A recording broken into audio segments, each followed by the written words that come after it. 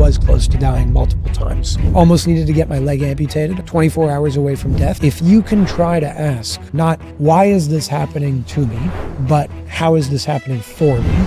It shifted my entire perspective on life. What will always get me through hard times in life is knowing that there are certain laws that this universe works by. The law of conservation of energy. Energy can't be created or destroyed. Proves that death is an illusion. I've seen that death is a fallacy. I'm not so worried that this is the end. But with reincarnation, it's not like, oh, I was a miner back in 1752. At 1752 exists 200 light years away from you. Yes, and it's happening right now. I think the biggest mistake that we made in the world today is only dealing with things from the level of the physical plane. And that's kind of dumb.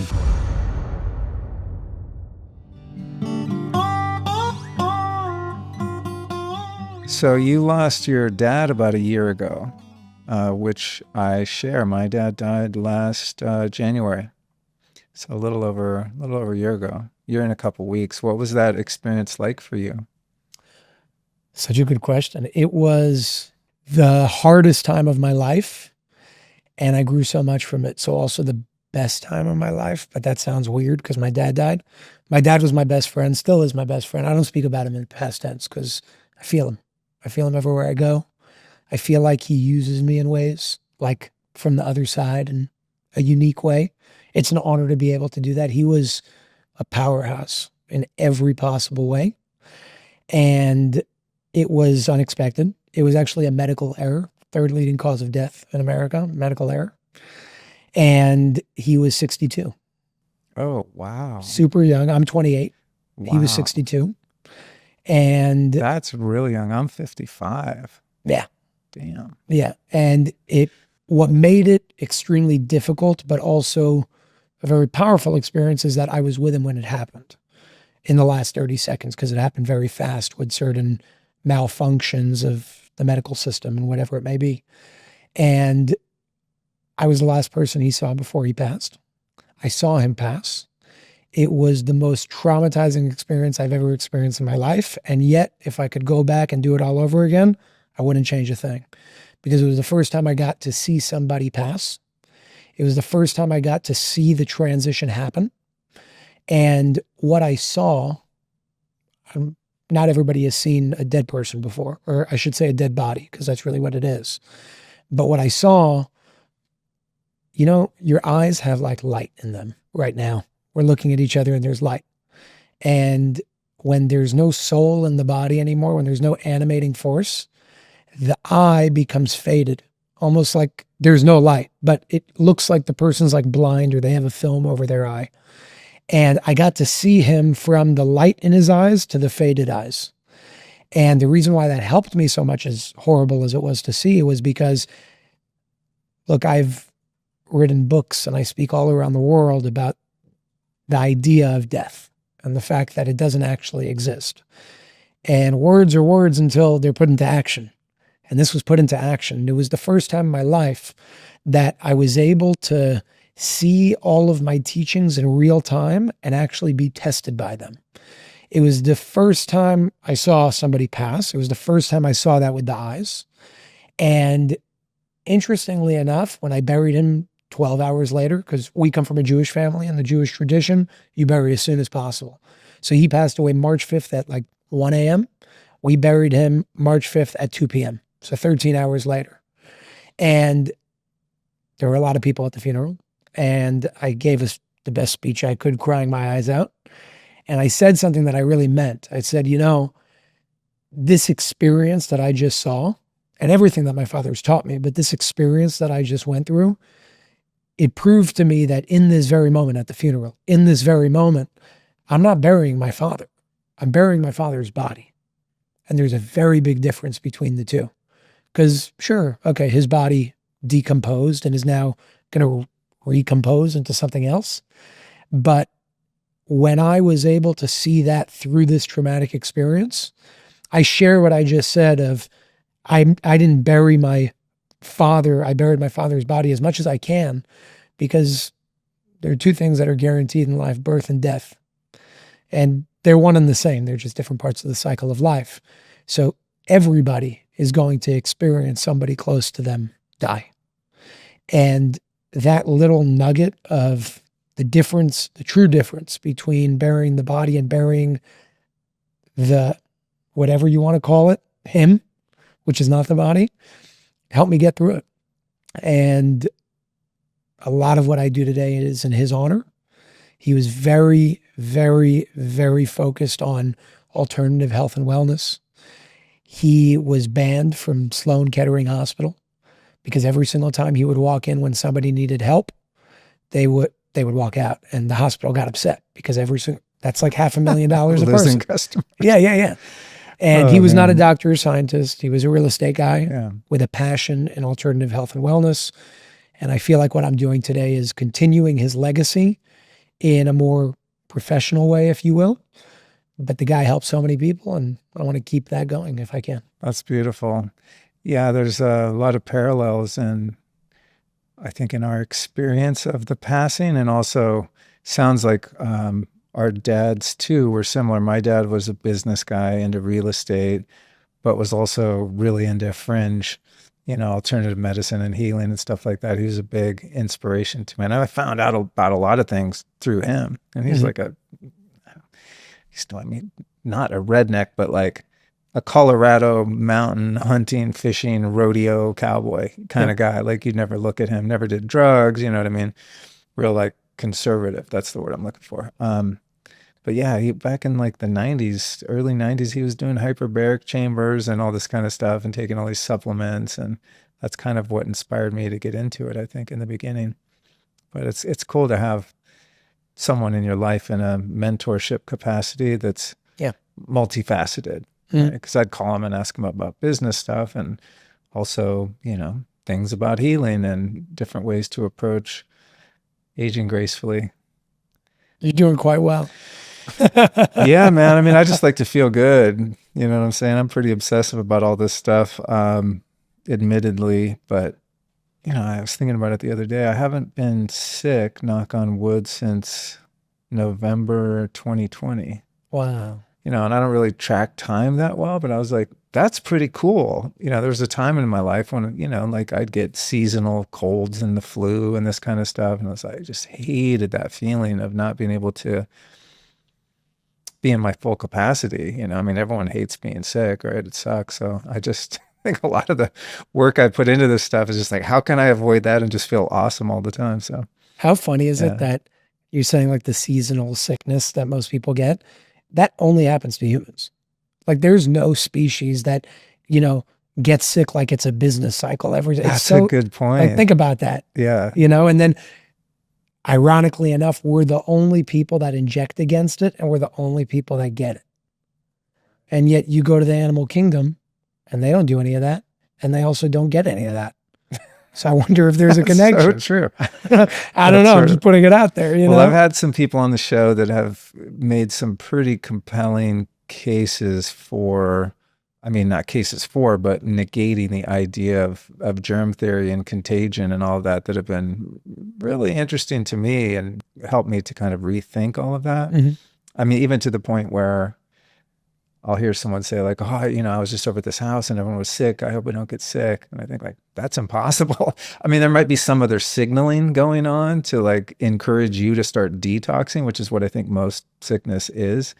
But yeah, it's been pretty liberating just kind of changing my perspective on that. And I'm less afraid, of like washing my hands or being around someone that has a cold. It's like, I don't know. Well, I think the more you sanitize, you're actually doing the opposite because you're not letting your body create the layers of defense that it would naturally have.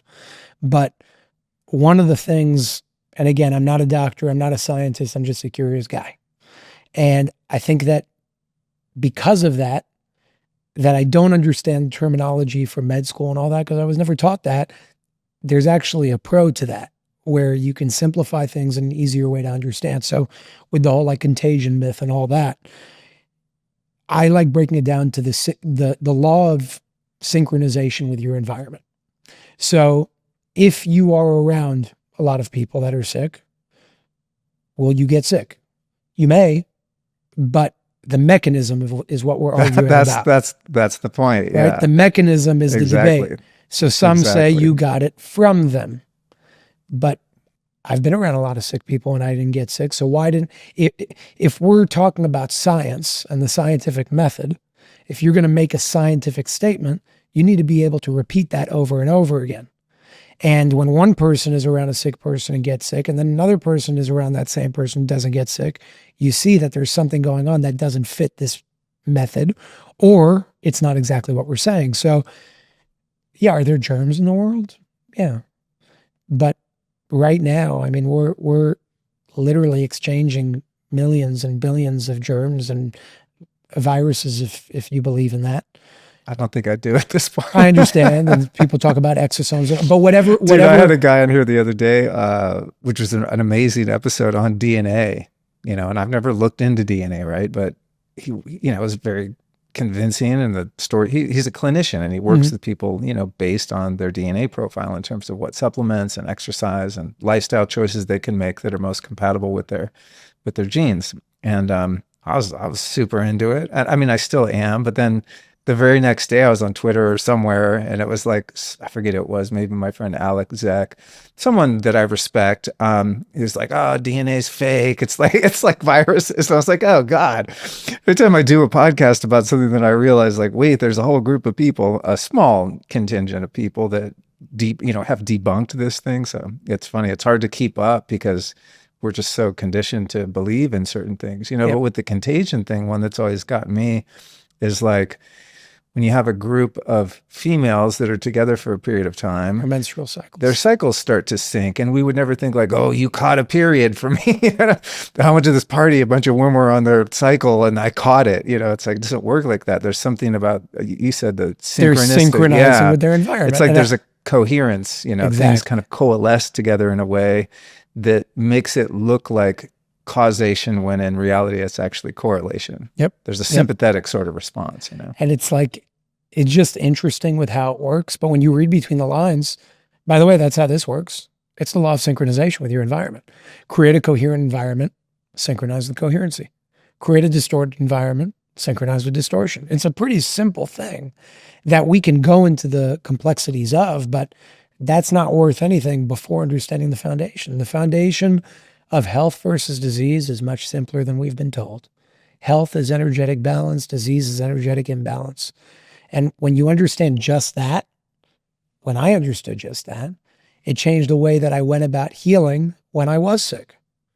And thank God I never had anything drastic. I'm more so like, nothing crazy, but I've seen a lot of sick people, and the first thing that they're told if they have cancer is, you go do this therapy or this, or there's 3 things you could tell them to do legally, which is chemosurgery and radiation. Everything else is, not really proven, although that's a whole other rabbit hole we can go into another time. The point is when you're looking at like how all of these things work, and when you understand the difference between health versus disease from an energetic standpoint, because that's the base of everything, then it's no longer how do I kill the cancer? It's how do I create an environment where the cancer cannot exist? And the first question, both have the same intention, but the first question leads to a mechanism of destruction. And the second intention, or the second statement and mechanism, leads to a mechanism of the opposite, creation, construction. And that's kind of how I live my life now. It's pretty cool. Was your dad's body buried in a cemetery? Yeah, Jewish cemetery. But we made him like in the neighborhood and nearby where near he my lived? family. Oh, okay. I made him the most badass gravestone. He loved yin yangs, so I call the grave guy makers, whatever you call them, the stone guys. And I'm like, hey, I have an unusual request. I need a very big circle stone that's going to stand like whatever X amount of feet in diameter. But I need it to be a yin yang, and I need it to be 2 separate stones that come together with white marble and black granite. And I want it to be like a monument of what I knew he would have loved. Imagine loving to go to the cemetery to see your dad's stone. I love it. It's the most beautiful thing in the world. That's epic. And they got it done in time? Or did it get took 5 added months. later? Oh, okay. Added later. Okay, Yeah. got it. I was thinking they did it in 12 hours. No, That's impressive. It took 5 months to build. I learned something. I'm always studying ways to circumvent authoritarianism, uh, and just anything I can do to be free. And I was preparing our will and trust and things like that. So I was looking into different options for burial when I eventually leave the body, hopefully sooner or later than sooner.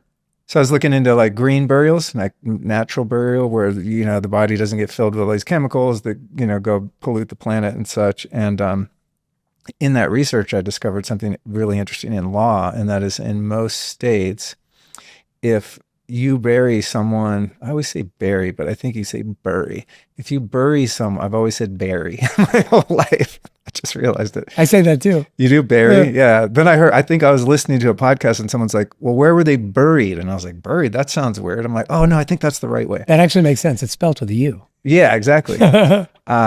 If someone in your family, or I guess anyone for that matter, but mostly your family, is buried on your property, in most states, tax-free. Yeah, it enables you to designate your property forevermore as a cemetery. You know who did that? As a burial ground, and there's no more property taxes for infinity.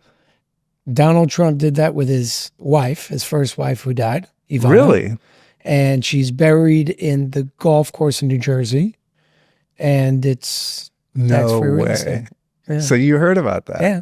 I've told people that. They're like, what? That sounds weird. I'm like, no, I looked it up. It's legit. I mean, every state kind of has different. Yeah. New Jersey laws with their tax exempt status on a situation like that fits it. And that's why he did it there. Yeah. Otherwise, why would he go to New Jersey? There's some stipulations around, how the body's prepared and how it's buried. You can't just like dig a hole like you would for your cat or something, But anyway, I always found that interesting. So heads up, anyone listening or watching, I might have just hacked generational tax freedom for you.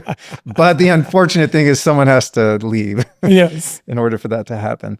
Speaking of leaving, I know based on your history, you've had some pretty significant injuries and things like that back in the day. Have you ever crossed over into the realm of maybe dying? I've never been on the other side for a short period of time. I've been very close to it several times. To elaborate on what you're talking about. So this shoulder, all of my injuries happened between 14 and 18 years old. And I think they caused me to grow up much quicker because of how they happened. So this shoulder, my left shoulder, I dislocated 23 times. I got, yeah. How do you even do that? Sometimes it happened in my sleep. Wouldn't after the eighth time, you're like, I'm going to stop doing that thing with the shoulder? Oh, no. I wasn't doing anything. Oh, wow. So I'll give you my interpretation of events of what I think it all means. Okay. And I thought you kept playing football. No. Dude, get the message. So 23 times, 3 shoulder surgeries. By age 18, almost needed a mechanical shoulder. Thank God I'm good. Everything's great. Then after that whole ordeal ended with my shoulder and everything was good, I got a staph infection in my left leg. I was backpacking in Thailand. I was alone. I was actually with a friend, but he had to leave. My parents were not happy about it at the time because I was 18 and I'm like, I'm staying in Thailand. I got this little cut. I was stupid and went to those, the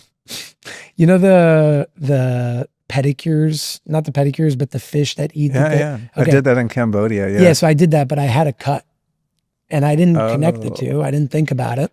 And till this day, I'm convinced that's where I got the infection from because that's kind of when it started. And that's what I did differently. Almost needed to get my leg amputated. I was 8 hours away from an amputation, 24 hours away from death. If it hit my bloodstream, hit my heart, would have been over. And through this period of 4 years, I was in a sling for most of the time because of my shoulder. And the leg was like the cherry on top. And by age 18, it was actually right before I turned 19 because I was in the hospital on my 19th birthday. And it was a horrible way to spend my 19th birthday, especially as a teenager. And my interpretation of the series of events, number one, as horrible as it was, greatest blessing that ever happened to me. Because right around 14, I started doing things differently in my life. And what I mean by that is, and I think a lot of people can probably relate to this, for me as a kid, I was weird. Like, I loved Ancient Aliens, the show. I loved space. I loved things having to do with spirituality. I loved all these things that every other 10 and 11-year-old would be like, what's wrong with you? When my grandfather died, I was 9 years old. He had Alzheimer's. The guy was suffering. When he died, my mom sat us down. She said, your grandfather passed away. My sister was crying. I was happy. I was happy because I'm like, the guy was suffering. The guy was a vegetable. He's no longer a vegetable. And everybody started looking at me around me like, what's wrong with this kid? There's something weird with him. So naturally, around 12, 13, 14 specifically, it's right when you're about to go to high school. I switched schools and I didn't want people to think I was weird. So I put this mask on and I just completely lived a fake life. And I did everything that you would think is like the cool kid in the movies, like throwing all the parties and the girls and all this stupid stuff. And that's when things started happening. My shoulders started Oh happening, yeah. then my leg happened, and like I was like a real asshole by age 18. And like not as a bad person, but like, you know, like you have two girls, one on each arm and the bottle of alcohol, and it was like a joke. And it wasn't me, and I knew it wasn't me. Were you like one of those Jersey Shore guys? No, but not far from it. And I'm like, what am I doing? What is Yeah. this? And I remember in the hospital on my 19th birthday when I had what, and this was a horrible situation with what happened with the staph infection. It was actually more traumatic than my dad dying with what I saw. That's how much pain I was going through. It was horrible. And there was a point where I'm like, I woke up that morning on my 19th birthday, and I could hear my heartbeat. And it was the first time I could hear my heartbeat. Didn't have a phone next to me, didn't have any social media next to me, none of that. And there was this thought that came up, and I'm like, wow, my heart is beating, but it wouldn't be able to beat without the time of silence in between each beat. What is this silence? What is this presence? What is this stillness? How does it, I'm getting the chills. How does it work? Like, what is that? And that is when my mind and my heart started opening. I decided to delete all of my social media. And this was when I was using social media not for like work with what I do today, but to like show off stupid things, right? I deleted all my social media. I didn't read a book till the age of 19 in my life because I thought it was weird. Okay. And I didn't want people to think I was a nerd. So I started reading. The first book I ever read was called Energy Medicine. And alongside that, another book called The 1 Minute Cure, all about hydrogen peroxide and how it oxygenates the body and certain protocols and whatnot. And that my dad got me into because that's what he loved doing, and alternative wellness. And started reading, started writing, and I basically went into Buddha mode for like 2 years. I did on my 21st birthday, most people go and drink. I fasted for 30 days. I shut my phone off for 30 days. My life changed like 180 degrees, if not more than. It was insane of what I was experiencing, all because of the injuries that I went through, where I feel, and this is just my interpretation, that it was, whether you call it your higher self, you call it a higher power, you call it God, whatever you want to call it, there was something trying to wake me up and say, get back on track. And when I didn't listen the first time, it made it a little bit louder, so it hurt more with the shoulder. And I didn't listen, so then it started happening in my sleep. And I didn't listen, so then it happened again, and I broke it because I was kneeboarding like another idiot. And then after I already got surgery once I went kneeboarding. And then I didn't listen to that one, so I got the staph infection. And I'm convinced, Luke, that if I kept going on that path and I didn't listen to the messages, I would not be here today because I was close to dying multiple times. And thankfully I did. And that's what caused the change. And I think it's a beautiful thing because there is a silver lining in every hardship we go through in our lives. And if we look at every hardship, no matter how difficult it may be, and I've been through some ugly stuff with dad and my father and not nice things to see. If you can try to ask or make it a point to ask, and this is what I've started practicing, not why is this happening to me, but how is this happening for me?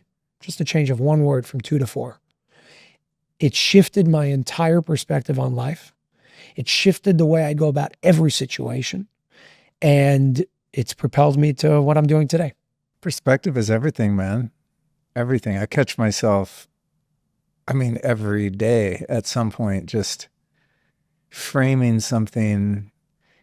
I mean, less so than I used to, but I guess I do it so infrequently actually that I do notice when I do it. But if I find myself just complaining about something, oh, it's raining, it sucks when it rains, whatever. like if something inconsequential to something really meaningful. But there's such immense value in being aware of your perspective. I mean, I think that's changed my life more than probably any other principle, is just watching the way I talk about things and think about things. And it's kind of so obvious and so, I don't know, played out in a way in kind of the new age personal development space. It's like, oh, you create your own reality. It's like, it sounds trite at this point, but it's so goddamn true. It's true. It's so goddamn true, because you can look at the experiences that you had and it's like, oh, the best thing ever, but it's only that way because time has passed and you were able to play around with the objective reality of it and extract your own meaning from it, right? Where someone else might have just gone down the road you were going down and never paused to reflect on it. Most people do. And then they have the same themes happening in their life over and over and over and over again. And they ask why? Because those themes are tests, not in a negative way. They're gifts being given to you. And if you don't want to receive the gift, you're going to be given the gift again. It's not a bad thing. It's a good thing. Totally. It's an opportunity. Well, I really relate to that. And I do my best to remind myself, when something is happening to me, right? Where it's like, oh, well, hold on. We don't know the end of the story yet, right? It's like if you go watch a movie and the beginning of the movie seems very tragic and hopeless and like, oh, there's no way the protagonist is ever going to get out of it, the hero's journey, right? Like, where's the guide? Like, where's a piece of hope, a key to unlock this riddle? And if you stop 15 minutes into the movie when, the problem is being presented, it would seem like a terrible movie. But like most movies, eventually it's going to come to an end point where you're like, oh, thank God that thing happened earlier, because look at what came out of it, right? But I think it's so hard for some of us to do that in real time. To not have to wait until 3 years, 5 years later and go, oh, now I can look back and see why that really shitty thing happened. It ended up being for my betterment. I love the idea of just actually doing that in real time in the moment. And knowing that it will come. Yeah. I think that's where faith comes in. Yeah. Yeah. They're like what has gotten me through hard times in life and what will always get me through hard times in life, at least from my perspective now, because that's also evolving all the time, is knowing that there are certain laws that this universe works by. And it has nothing to do with my opinion. It has nothing to do with your opinion. There are no opinions with fundamental laws. And I like focusing on those fundamental laws as much as I can. For example, the law of conservation of energy. First law of thermodynamics. Energy can't be created or destroyed. That's a fact. Now, when you actually think about that, you can extrapolate a lot of amazing conclusions and perspectives and understandings from that. For example, the law of conservation of energy can't be created or destroyed, proves that death is an illusion. It shows that we decompose in order to recompose. Now, the details of that, I don't know. But the details, I'm not, maybe we'll know that one day, maybe we won't. But if we just go according to guiding principles, it makes this infinite life so much more fun to live and much easier to live too. Think of numbers. Numbers are infinite, right? If you thought about infinity all the time, you'd go crazy because it never starts and it never ends. And yet numbers have certain laws that they work by. So number one, outside of laws, if you want to not know what infinity is, because you can't know something that has no limits. To know means to limit all other possibilities. Honestly, that's a good point. So let's take no out of the equation, right? And just do it a little bit differently. Knowing is really boring too. Knowing is very boring. Wondering is much more fun. Yes. And wondering based on guiding principles takes you really far. So when it comes to numbers, there are 4 laws, if you will, and 10 digits that you need to know in order to understand how infinity works. Not what infinity is, but how infinity works. What are those? We all know them. 0, 1, 2, 3, 4, 5, 6, 7, 8, 9. Addition, subtraction, multiplication, division.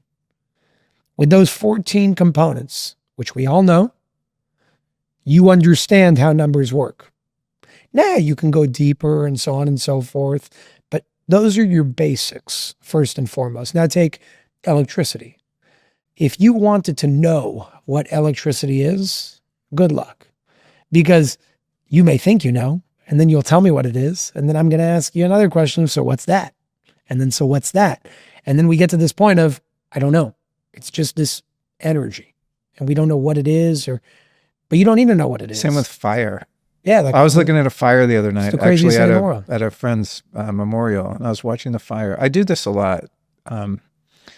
When I see something interesting like that, a natural phenomenon, I try to pretend like I've never seen it before, like I just came from another planet where the fire doesn't exist, right? Just to appreciate things. Same with people, right? It's like we kind of take people for granted. Oh yeah, there's Joe. Hey Joe, what's up, man? Yeah, and you just kind of, you're not really present to that person, right?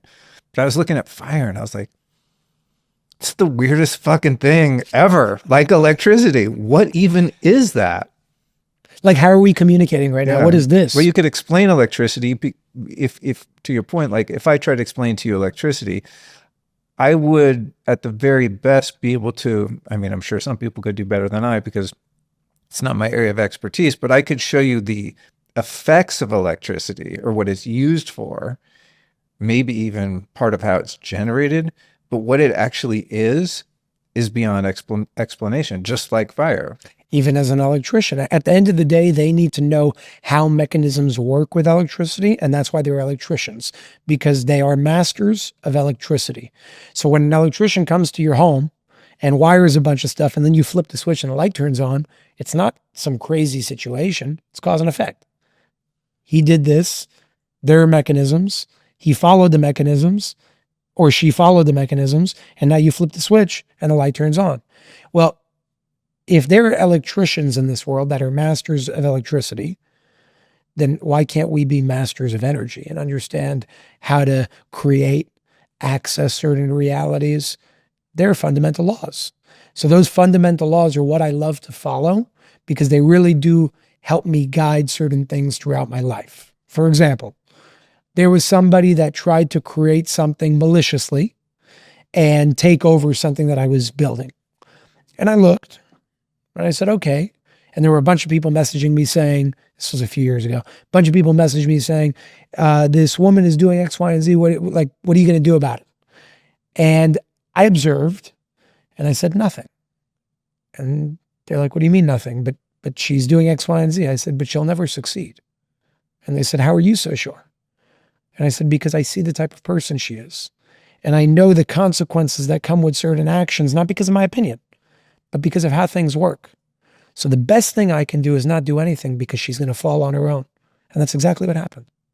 So understanding these fundamental laws change the way you start behaving and acting throughout your life. And sometimes you will know that you'll lead to certain situations that you may not desire, but at least you have the forewarning about it.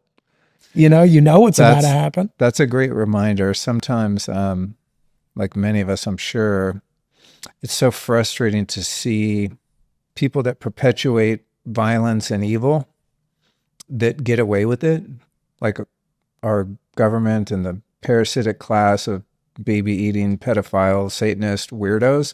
And you just like, it's all like with the Epstein files, it's like, dude, is someone going to get arrested? Like we want justice. That's a principle, right? It's a law of justice. I mean, it's valid. And I'll find myself getting pissed off, as we should if you have a heart in your chest, right? But to your point, it's like they're not actually getting away with it. I mean, if we can stop them, let's stop them. But the idea that they're walking away unscathed after committing those kind of atrocities, like they're going to pay on some level. I might not be here to see it in this dimension, but they may not be here in their form to experience it either, but they are not the body.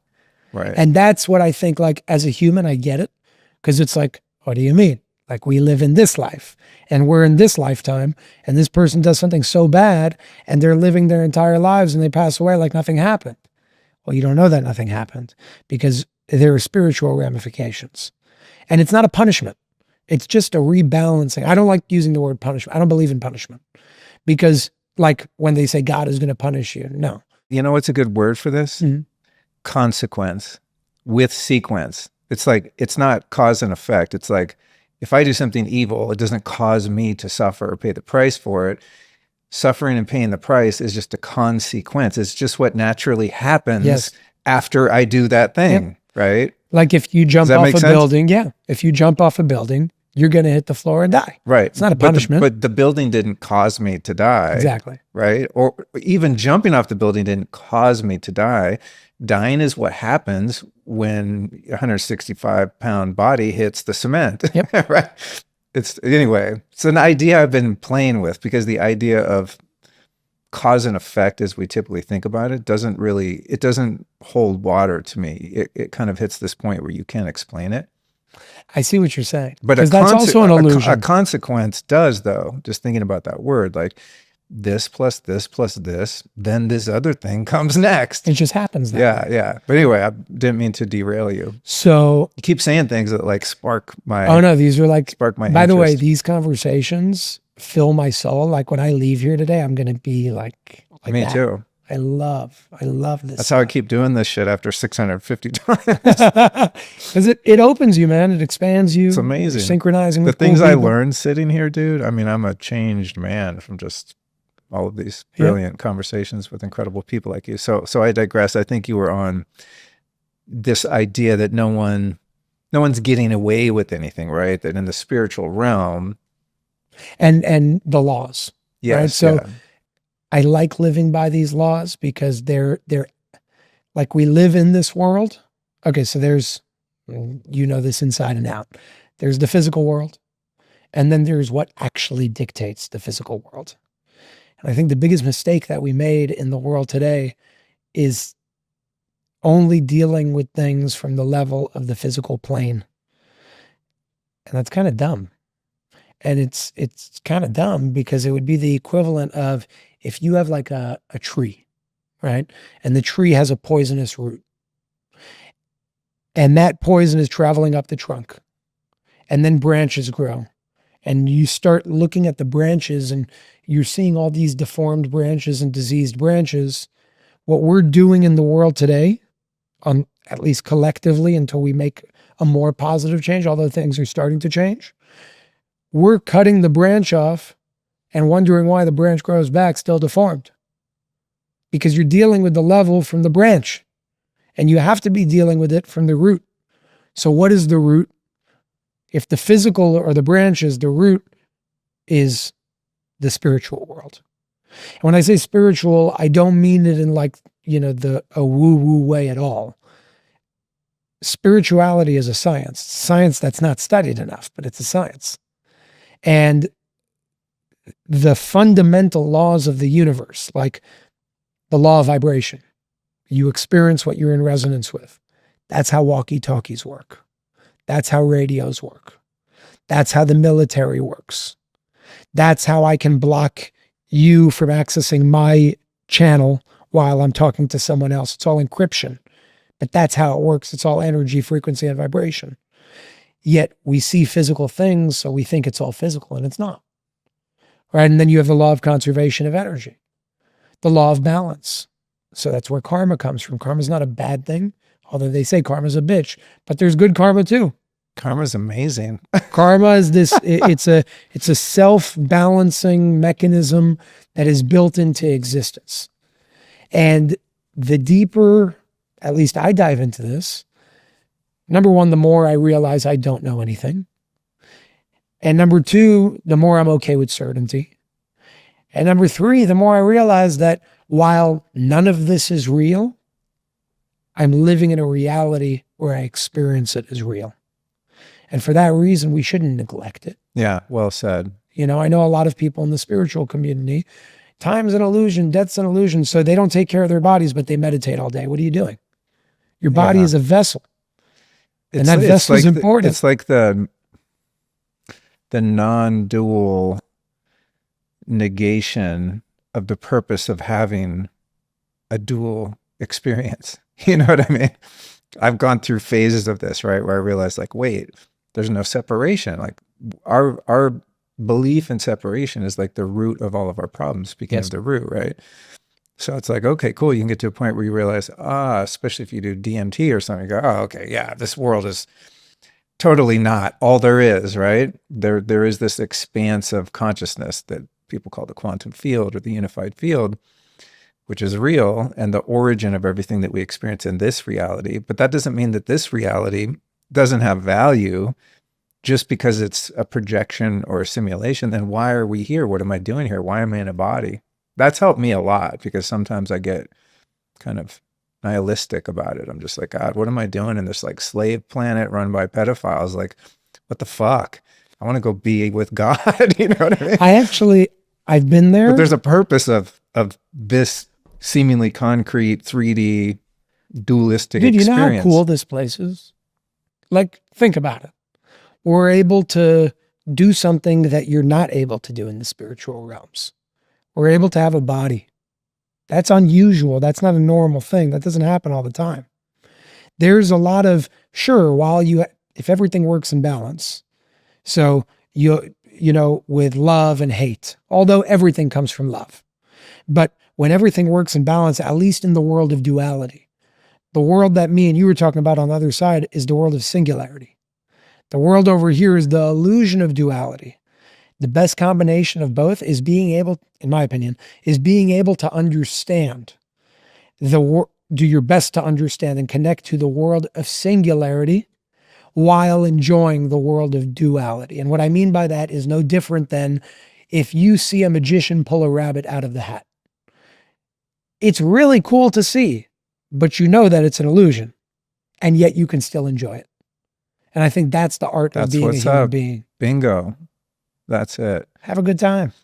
And that, yeah, thanks for the reminder too, that there are experiences that you can have that require being in a body, right? Holding a baby, playing in a waterfall. You know, I mean, it's cool. So many cool things you can do here while you're in a body in the physical realm that you can't experience without that. You know, it's a good reminder. I try to remind myself of that sometimes.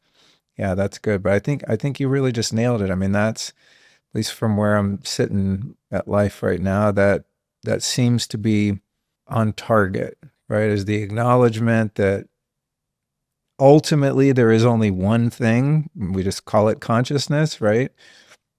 But if we negate this experience within consciousness, we're missing out on the whole point. So it's like, how do you walk that line?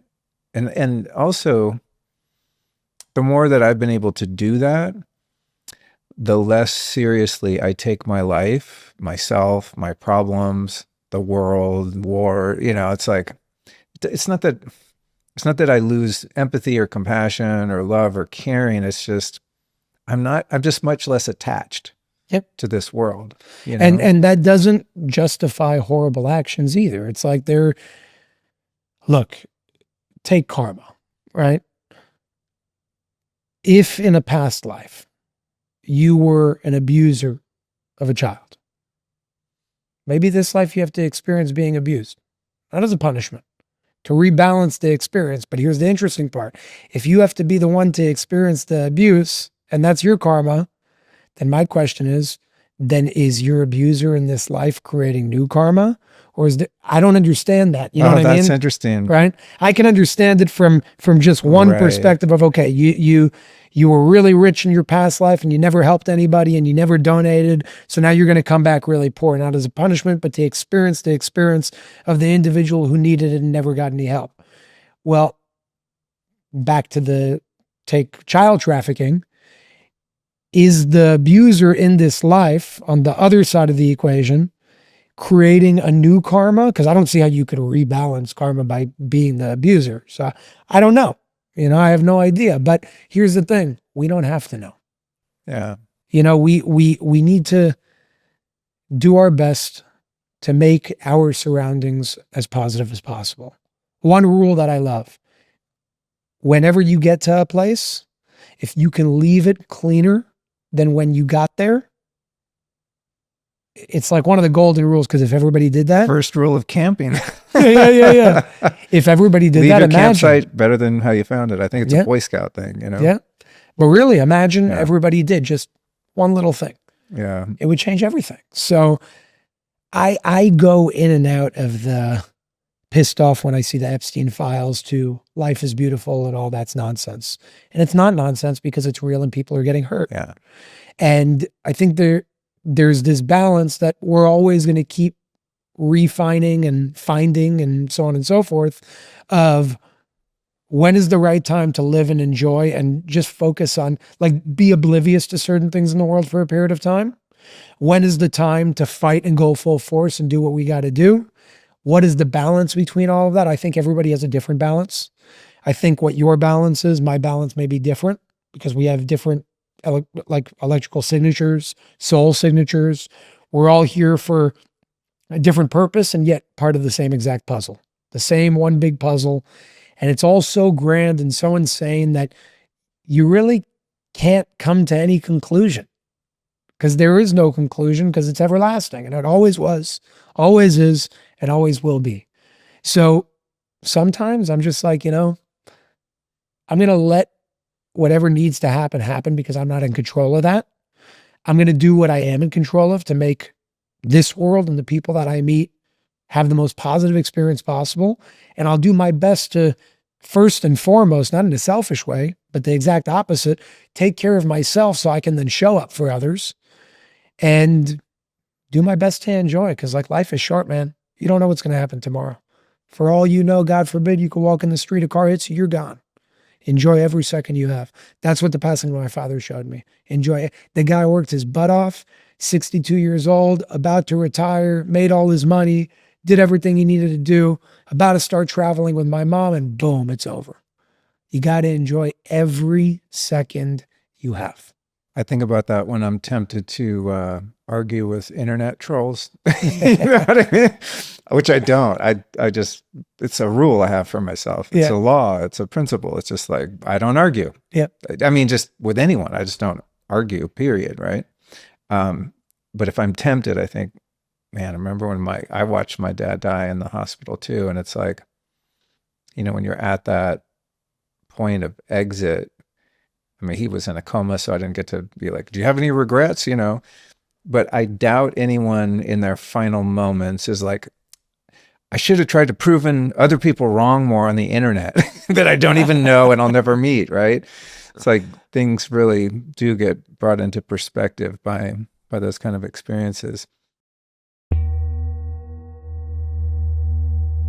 When most people reach for their morning beverage, they're thinking, how do I stay productive for the next few hours? But the real winners think long term. That's why I've been drinking Nandica from Peak. I didn't just swap coffee for another stimulant. Nandica is a morning ritual that not only supports clean energy, focus, and mood, but also longevity over time. The anchor in Nandica is full spectrum reishi. The science on this mushroom is finally catching up to what our ancestors knew.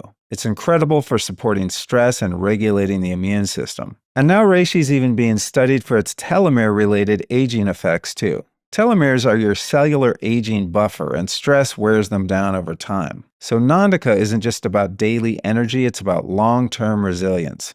Nandica still gives me the morning boost I want, but because the caffeine comes from fermented pu'er tea, buffered with L-theanine, the energy levels feel calm and steady without any spikes, jitters, or crash out. To get your morning elixir on point, visit peaklife.com/Luke to save 20%. That's PIQUELIFE.com. And remember, with Nandica, you're also getting ceremonial cacao with cacao butter. It's the ideal fat for nutrient delivery and a more luxurious and satisfying ritual that'll keep paying dividends for years to come.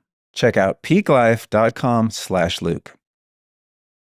I'm going back to what you're saying about the karma and, being abused. I was writing about this actually recently. Because I was abused when I was a little kid. And so I was writing about forgiveness and just the process throughout my life of trying to reconcile forgiveness, but also acknowledging what was done. And, it gets complex psychologically, right? But one of the things that I found really helpful that might be useful to people listening was exactly around what you were describing is, this is like, it's really, I probably wrote it in a much better way. So just read my book when it comes out later this year, folks, because you don't want to sound like you're victim shaming yourself or other people, right? and it's like when something happens when you're really young, you're totally innocent. Mhm. I mean, from, I don't know, past that age, what I was around 6, anything bad that's ever happened to me was, I mean, almost all of it was my own doing in one way or another through my own selfishness or ignorance or whatever, got myself into situations where people hurt me. But looking back on that, it's like literally I did nothing to contribute to that happening, right? I was truly innocent. So then I started looking deeper into it from the karmic lens and found a lot of resolution because my worldview allows for the idea that I did something super fucked up at some point, right? And so that was my opportunity to undo that. And as you said, I like the way you said to kind of balance the scales, right? Not that I would prefer that that happened to me. It was terrible. I mean, it really marked my life in really profound and terrible ways, which I've, of course, transmuted into beauty as best I can. But there is a lot of freedom, I think, in the what can be a trap of like permanent or perpetual victimhood, Mhm. and not being able to forgive someone in that capacity. You know, I'm still working on how deep that forgiveness can go, but I think that's a really useful tool is to kind of zoom out when something bad happens to you, right? To see like, there's a lot more in history that I don't understand or have knowledge of. So maybe in some way, this situation is not only something that I can use for growth and to move myself forward, but I might actually have like paid off a debt and I can kind of wipe my hands of that debt and not have to keep living it if I can take the lesson and move forward with it and not become a perpetrator myself as a result of being perpetrated upon, right? I mean, there's got to be like a turning point where like you stop that cycle of whatever it is, any kind of negative behavior. What do you think about that as a concept? Yeah, I think it brings me right back to the laws. One of the laws is, I don't think I made up this name, but I use this name all the time, the law of oneness. And basically it states that everything is interconnected to everything else. So, analogy, the ocean. The ocean has what we perceive as waves, but that's bullshit because the wave is not separate from the ocean. And yet you perceive it to be its own individual wave because you could see this individuated part of the ocean. But we all know that before the wave was a wave, it was calm water. And then energy went through it. And when energy moves through the medium of water, it causes the water to move to create a wave. And then eventually the energy dissipates and it comes right back down.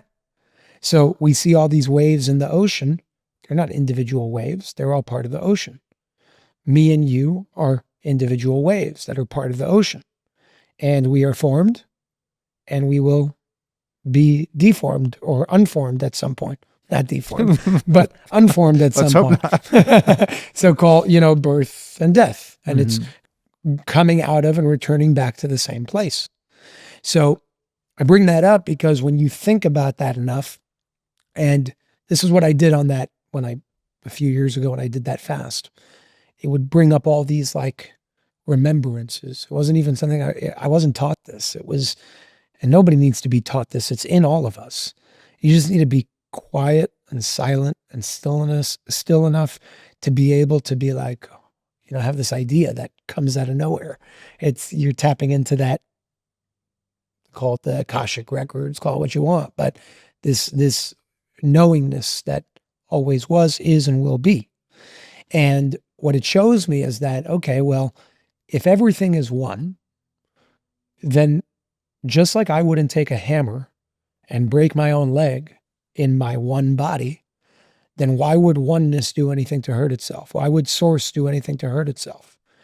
And therefore, from that perspective, and this may be, I say, difficult to understand for a lot of people that I've shared this with on podcasts in the past, because they're like, what do you mean? What about all the bad things in life?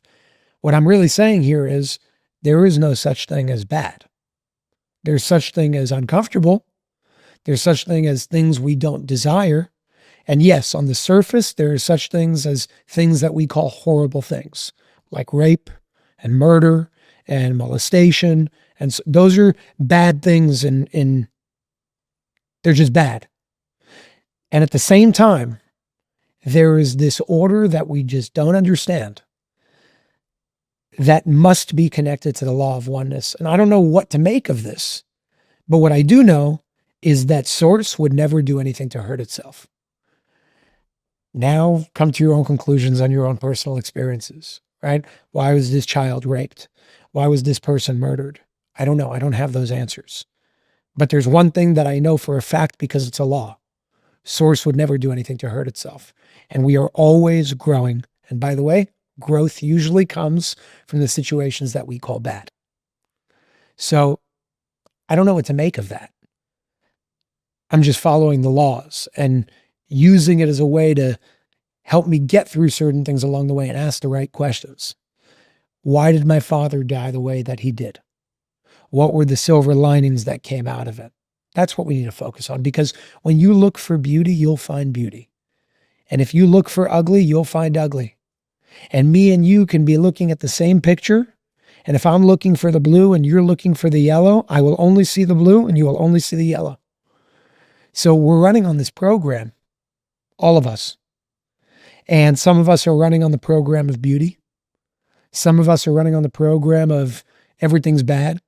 Some of us are running on the program of I'll never find my significant other. Some of us are running on the program of I will always be blessed and I will always figure out a way. And some of us are running on the program of I just don't know how to handle money. And that's on us. Now, yeah, maybe your parents instilled that within you when you were growing up and you think that it's just the way it is, but there is no just the way it is. It's just the way you were programmed. So when I got to I think 20 years old and I was reading, I forgot which book, but one of the books, I think it was The Power of Now, if I'm not mistaken, actually. And it spoke about gatekeeping your subconscious. And one of the things that I learned from there was ask yourself, is it true?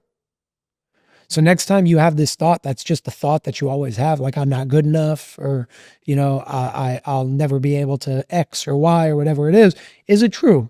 Because the answer is it's bullshit. It's not true. None of that's true. You could make it true if you choose to, but if you're already going to make something true, why are you making something bad true? Why are you making something you don't want to be true? You're the one that decides. So are you not good enough? I don't know. You tell me, but why would you want that to be true? And if that's not true, then the second you re-ask yourself that question, and this is how you can break limits and boundaries. You start asking yourself a question again when you're no longer a kid that just had it imposed upon you, and now you're an adult that can do things a little bit more consciously. And you can let go of the things that are garbage and double down on the things that are good. But one word of advice to everybody watching, double down on the things that people call you crazy for thinking you can do. I do that all the time. You know how many people told me with multiple things I did in my life, Jason, that's not possible. You're naive. You're oblivious. It's just impossible. It hasn't been done before. I'm like, that's cool. I'm going to do it. Thanks for sharing. Yeah, I appreciate it.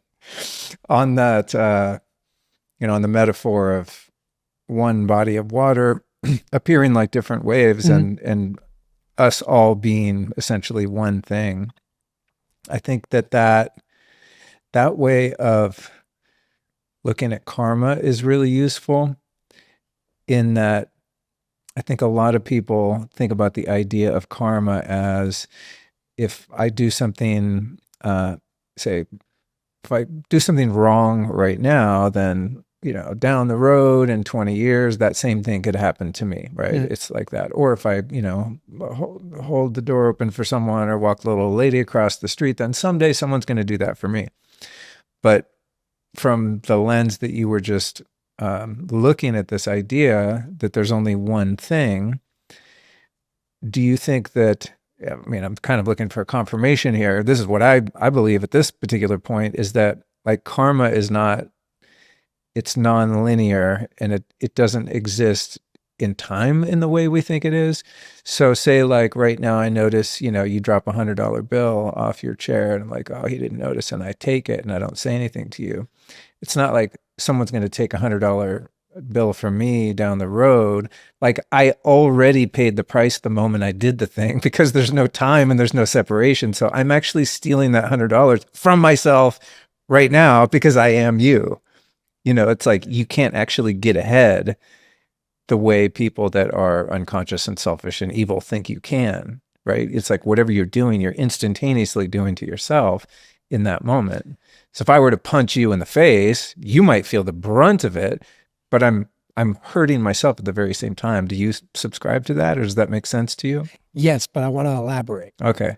Please do. So let's talk about time. This is the kind of shit I think about when I'm laying in bed at night or when I'm meditating. These are the kind of ideas that kind of like swirl around. I go, oh, I want to wrestle this into something that I can communicate to people that might be helpful to them as it has been for me.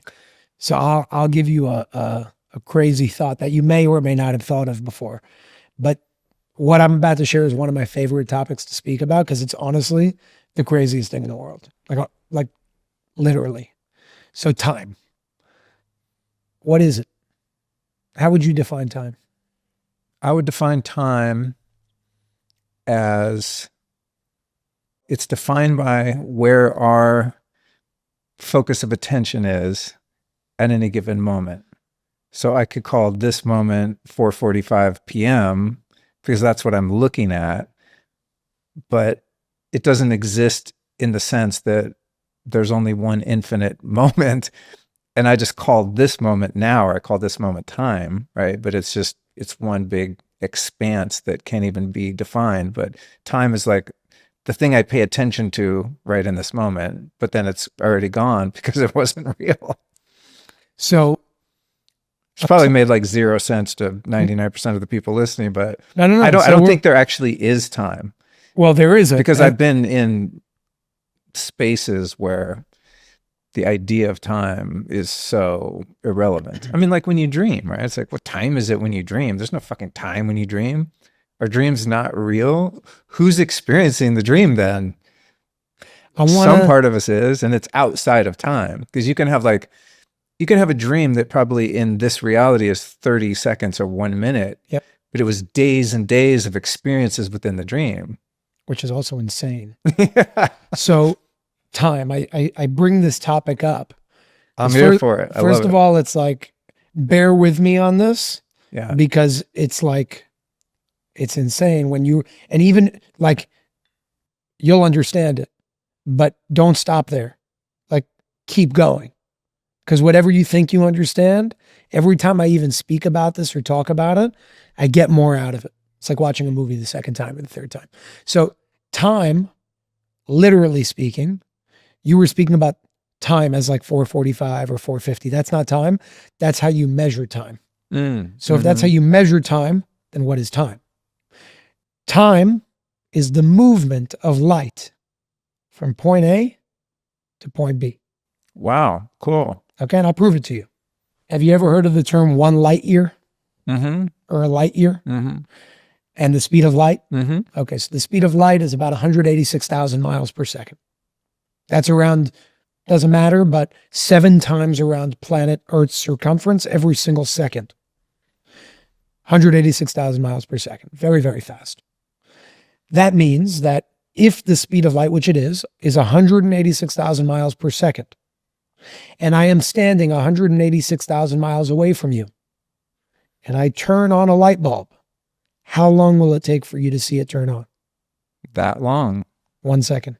Oh, wait, what? So I'll say it again. This is why I say bear with me. Oh, right, man. If me and you are currently 186,000 miles away from each other, mm-hmm. and the speed of light travels at 186,000 miles per second, then if I turn a light on and you're 186,000 miles away from me, 1 second, you will see the light turn on 1 second after it actually turned on. Huh. Okay. Wow. So if you go to the standard model of the solar system in space, doesn't matter if you do or you don't. Which I it's don't. just, that's fine. It's just, I got it based on the expression. I lost that one way before viruses even. So let's just assume that to be true for the purpose of the conversation, Sure. so I can explain how time works. I appreciate that. So oftentimes people will be like, all around the globe, and I'm sitting here like, don't even bother. So according to the standard model, they say the sun is 93 million miles away. Doesn't matter if it's true or not. 93 million miles at the speed of light, 186,000 miles per second, is 8 minutes away. So if the sun were to explode right now, everything would be normal for the next 8 minutes, even though there is no sun. The closest star to our planet, according to the model, other than the sun, is 4 light years away. Pay attention. Light year is a distance, and yet it's also used as a time.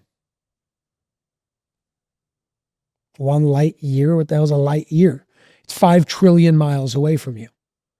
Because light, at the speed of light, 186,000 miles per second, if you took the amount of seconds in a year and multiplied it by 186,000, you're going to get about 5 trillion. So 1 light year away from you is really 5 trillion miles away from you. Now, here's the cool part. This is the crazy part. When you're looking up tonight at the night sky, assuming the model that we're talking about, you are looking into the past. And I'll tell you why. This is the hard part to wrap your head around. Because if the closest star is 4 light years away, that means that, because every star is at a different distance, but let's assume every star in the night sky was 10 light years away. Let's just assume that. If every star that you saw tonight is 10 light years away, the light takes 10 years to reach you. So the light that you're seeing from this vantage point on Earth is 10 years old. So if 5 years ago, all of those stars exploded, you would still see them right now. You're looking in the past. Nuts. Now, the opposite is true as well.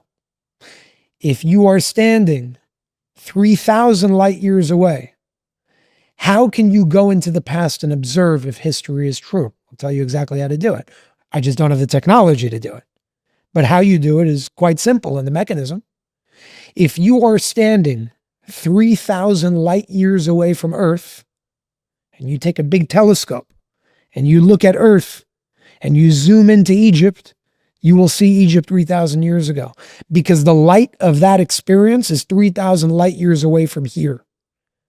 And if I can teleport you, theoretically, 3,000 light years away right now, you will receive the light of that experience. So the reason why I bring that up is because time is only a measurement of the movement of light from point A to point B. And what that means is they say time is relative. They used to say time is absolute. Then Einstein came and proved time is relative. That's what I'm sharing right now, that it's relative to the point that you're at. And so long as you're at a specific point, well, if I'm on Earth looking at a star 3,000 light years away, I am looking at the past. And vice versa. If I'm on the star looking at Earth, I am looking at Earth's past. The past and the future is all relative to the point that you're at between point A and point B. That's all that's going on. Yeah. And at the same time, and this is the punchline, when you remove all points, because those don't exist either, when you remove all points, it's all happening simultaneously. Yes. That's what I was trying to articulate. Yes. But that's the science behind it. That's fucking When you epic. remove I've it- never heard it explained that way. That makes perfect sense. It's really insane. So I need a whiteboard to do this, but that's what I was trying to articulate when you asked me like how I would define time. So imagine, okay, a horizontal line going across here, right? And if you said, where is now? I'd be like, it's right here on this point on the line, right? So I could say, well, there is this moment right here. There is this now. But if I was to focus unilaterally, there would be no time because there'd be no point of focus. It's exactly. just one eternal moment. So I call it fixed point consciousness. Have you ever looked at a train moving by? If you look at somebody looking at a train as it's moving, you're going to see their eyes go like this. You know why? Because we're hardwired to focus on a point. That's how we're built as human beings. Right. You can't look at something moving and have your eyes fixed on a point that doesn't exist. You need to fixate onto a point. So I call it in my first book, Informing the Formless, I called it fixed point consciousness. It's how we're hardwired physically, but we can expand beyond that. So the point is this is what I mean of like living in the world, but also being outside of it at the same time. Yeah. Living in duality, but understanding singularity. So you understand it from the perspective of consciousness and awareness, but you're living in the reality of duality. It's a really cool way to live. It's a really cool way to live. Yeah. But with that fixed point consciousness, you're 100% right. When you remove those points that are completely arbitrary, like World War II, when did it begin?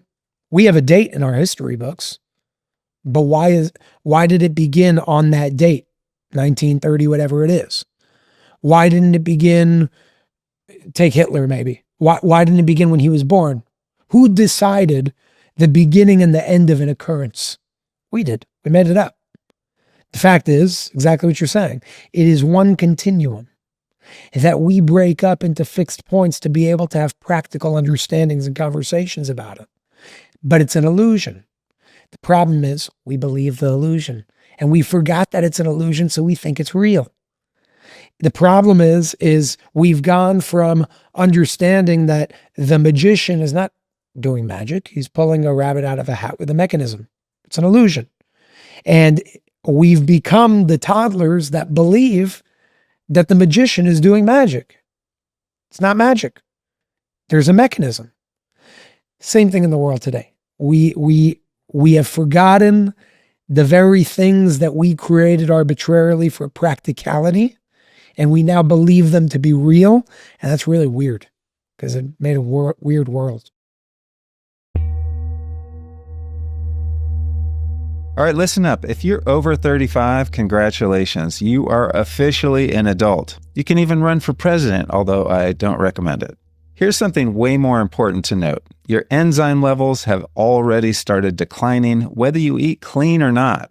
And enzymes are what break down food into usable protein, fats, carbs, and micronutrients. So if you're noticing a little more bloating, less energy, or you're walking away from meals feeling heavy instead of refueled, it's probably because your digestion just isn't what it used to be. And this, you guys, is why I take Masszymes from Bioptimizers religiously. I'm talking every meal. Masszymes delivers a full spectrum of enzymes, including significantly more protease than other brands. And that really matters because protein is the hardest macronutrient for the body to break down and the one you need more of as you age. Masszymes has become part of my daily ritual for optimized digestion. I take 2 capsules with my biggest meal of the day, and I never feel like I need to recover from eating. Plus, I'm not thinking about food a couple hours later because my body actually got what it needed from what I ate.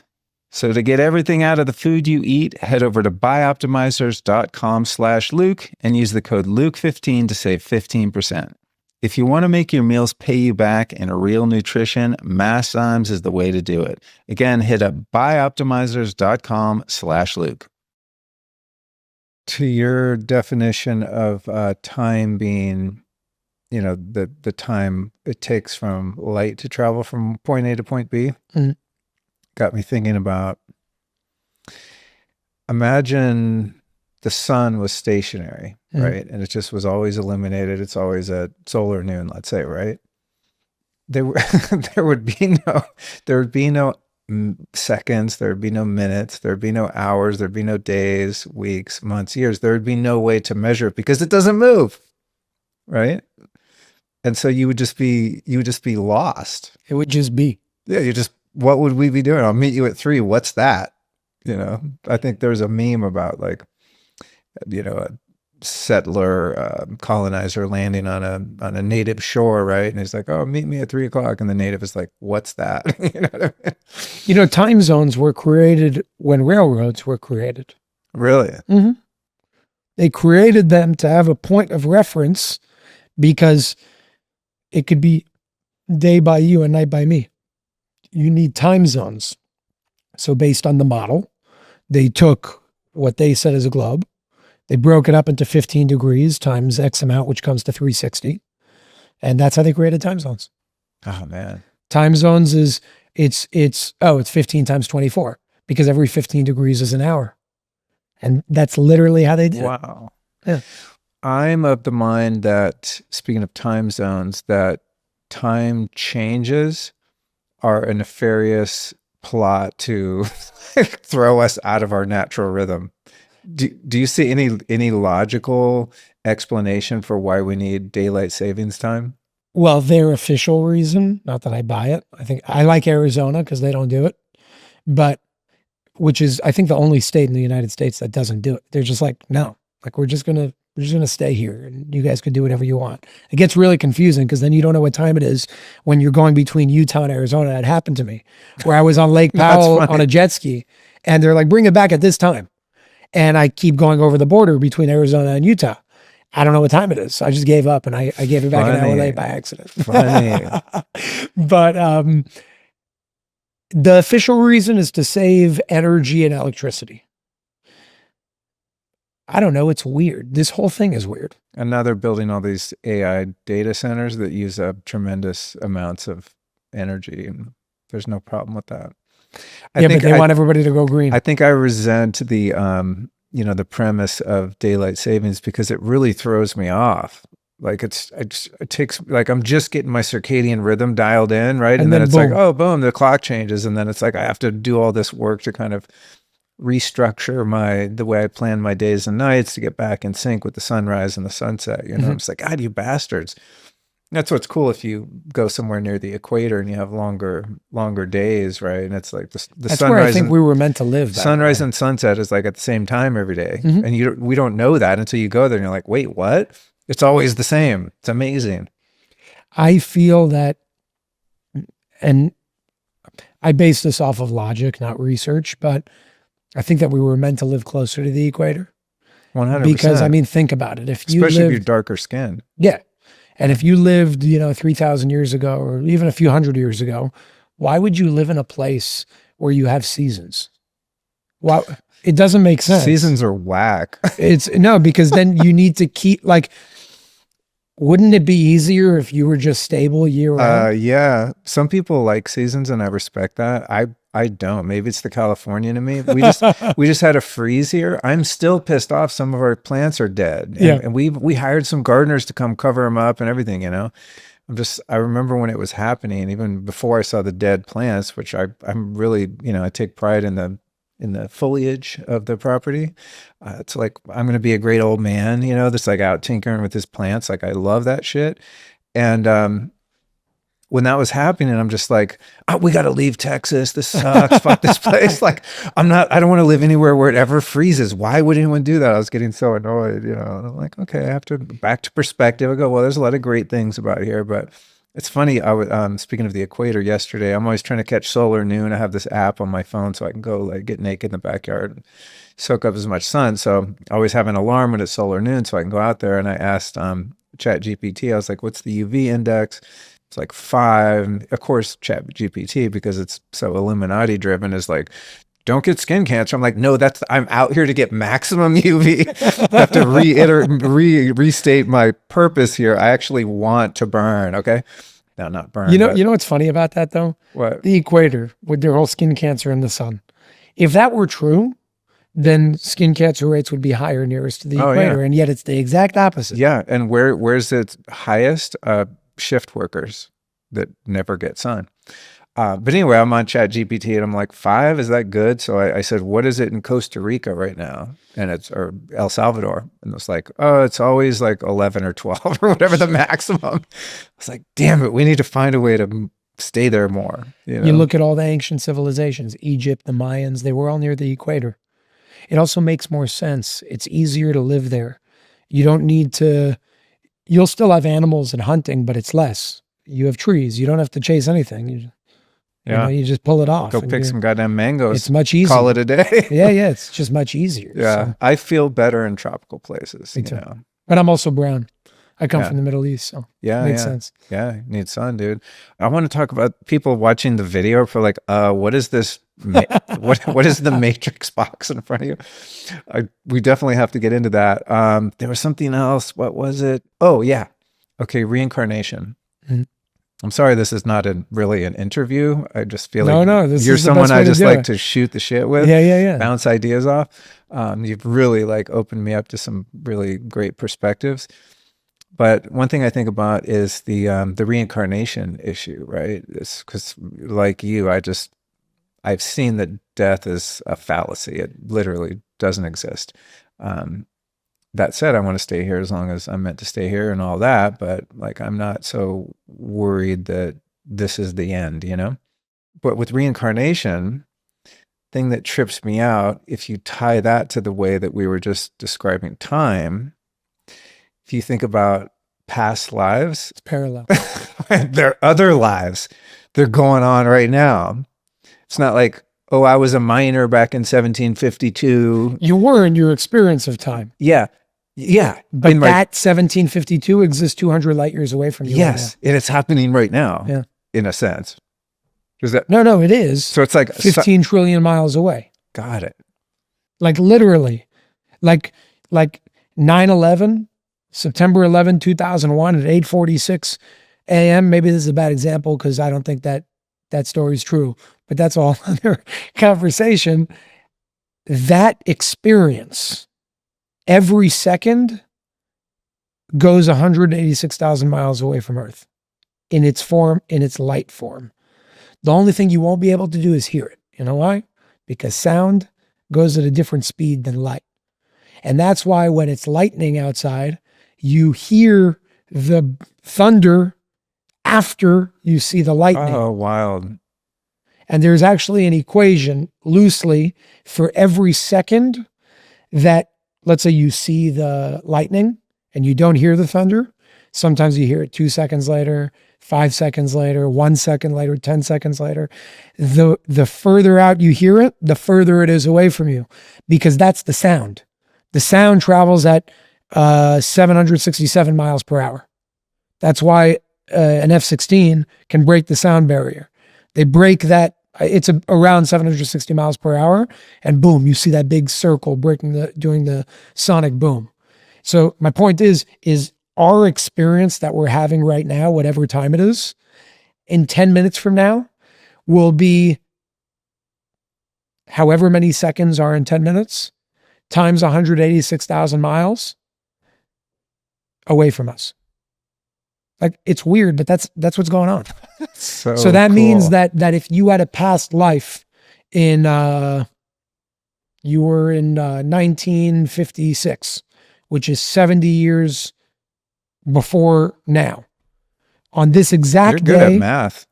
I would like to have to get out my phone to figure that out. So 1956, on this exact day in February at this exact time, exists 70 light years away. And it is every second going another 186,000 miles away. That's how time works. So the past life is past from your point of view here, but it's parallel from the point of view when you take out all points of view. Right. Because it's just somewhere else, which when there are no points to travel between, there's no such thing as here and there. It's just here. So the word nowhere is now here. The word nothing is no thing. It's not one thing. It's everything. It's just cool little things along the way, but it's all happening right now. That's so cool. I've had some experience around that. It's funny, dude. It's so weird. So many of the things we're talking about today are things I'm writing about right now. I mean, this conversation is like, I could show you downstairs, like, yeah, here's the page where that's the thing we just talked about. But what I was literally writing right before you showed up was around this idea of the inner child, right? Mm-hmm. Which I remember hearing in the 80s, and I was like, oh God, some fluffy therapy shit, whatever. I always thought it was corny. But I've had experiences specifically with ayahuasca where I was going in looking at trauma, that I experienced when I was a kid. And it's hard to even articulate, but like these experiences often are. But essentially, I had the experience on a number of occasions where I became aware that every version of myself that I've ever been from the second I was born exists simultaneously in the version of me that I am now. Mm-hmm. right? So it's like I can actually, well, have actually gone back, for lack of a better term, to retrieve those parts of myself that were lost or hurt, right? And integrate all those versions of myself into who I am now, which is outside of the idea of space and time. There was a 1-year-old me that doesn't exist anymore. No, the 1-year-old me is just buried within the 55-year-old me. Does that make sense? Mm-hmm. And I've had so many beautiful experiences playing with that reality that it's like, oh, there is no, there is no like lost part of me that is outside of my capacity for healing, right? It's like, I don't have to go back and re-experience those harms. Well, you kind of do, right? You got to feel them, right, to heal them. So I like to say, but it's like no part of me could ever be lost because there's no place and time for it to be lost in, right? Yes. It's like, wow, no, I actually can integrate every version of me that's ever been and welcome it and embrace it and love it and just allow it to be part of my experience now. Have you ever done a past life regression? No, I haven't. So, Have you? yes. Oh, wow. Do you know Dr. Brian Weiss? I've heard the name, yeah. So he, best in the world, almost on his way out, late 80s, I think. Oh, wow. And he I wrote a should book. find him for You should. I don't know. He's like, doesn't work with anybody. Is he still doing interviews? No, I'd want to do a podcast. Try. Okay. Try. He's somebody you want to talk to. Many lives, many masters. Oh, yeah, I've heard of that. Okay, so that's Dr. Brian Weiss. Okay, yeah. And I bring him up because there's a phenomenon that he sees that I've actually seen before I did his things and after. And it ties right into how everything's happening at the same time. So let's assume in a past life, somebody slit your throat, like just in a war, whatever. And in this life, you come in with asthma because of that. Right. That happens a lot. Yeah. Well, interestingly enough, and I've seen this with my own 2 eyes on somebody I know, so I know it can't be fake. She went through a regression. She remembered, I gave this example because that's literally what she remembered. She had asthma. She remembered the situation. The moment she became aware of it, she never had the asthma attacks again.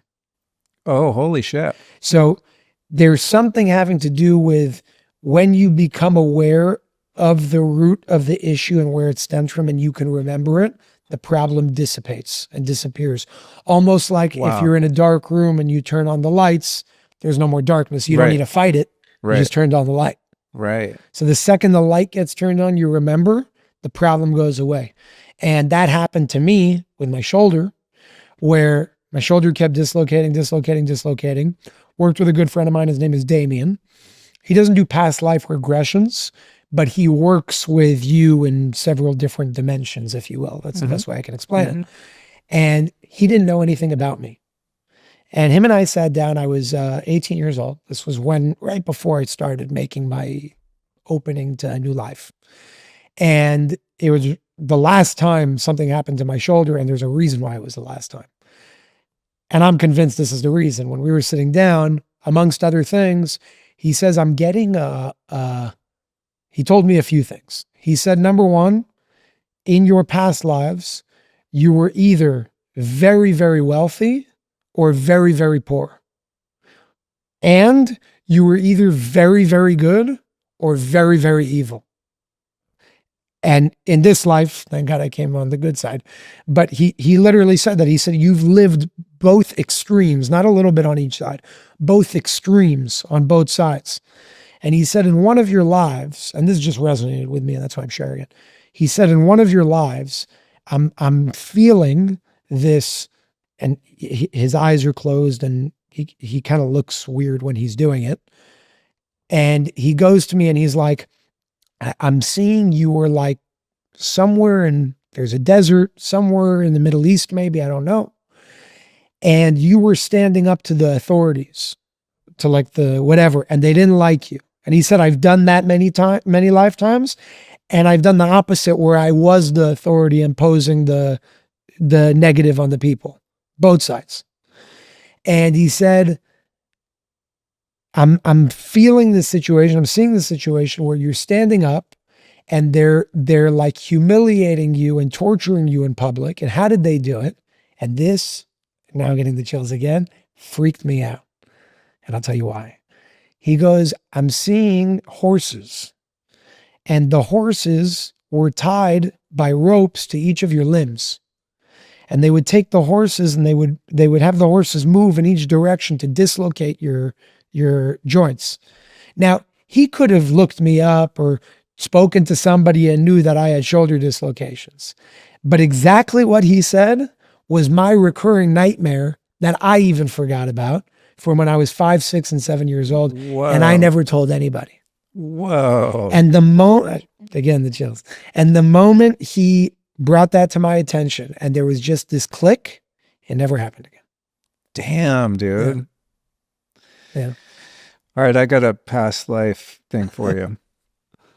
Actually, I did have one. I wasn't brought through a regression, but I did have one experience in life where, I don't know, I guess I saw visions, not even one past life, but just, it was like, it's like when you hear people tell stories about how their life flashes before their eyes, and they see every second. It was like that, but it was like multiple lifetimes.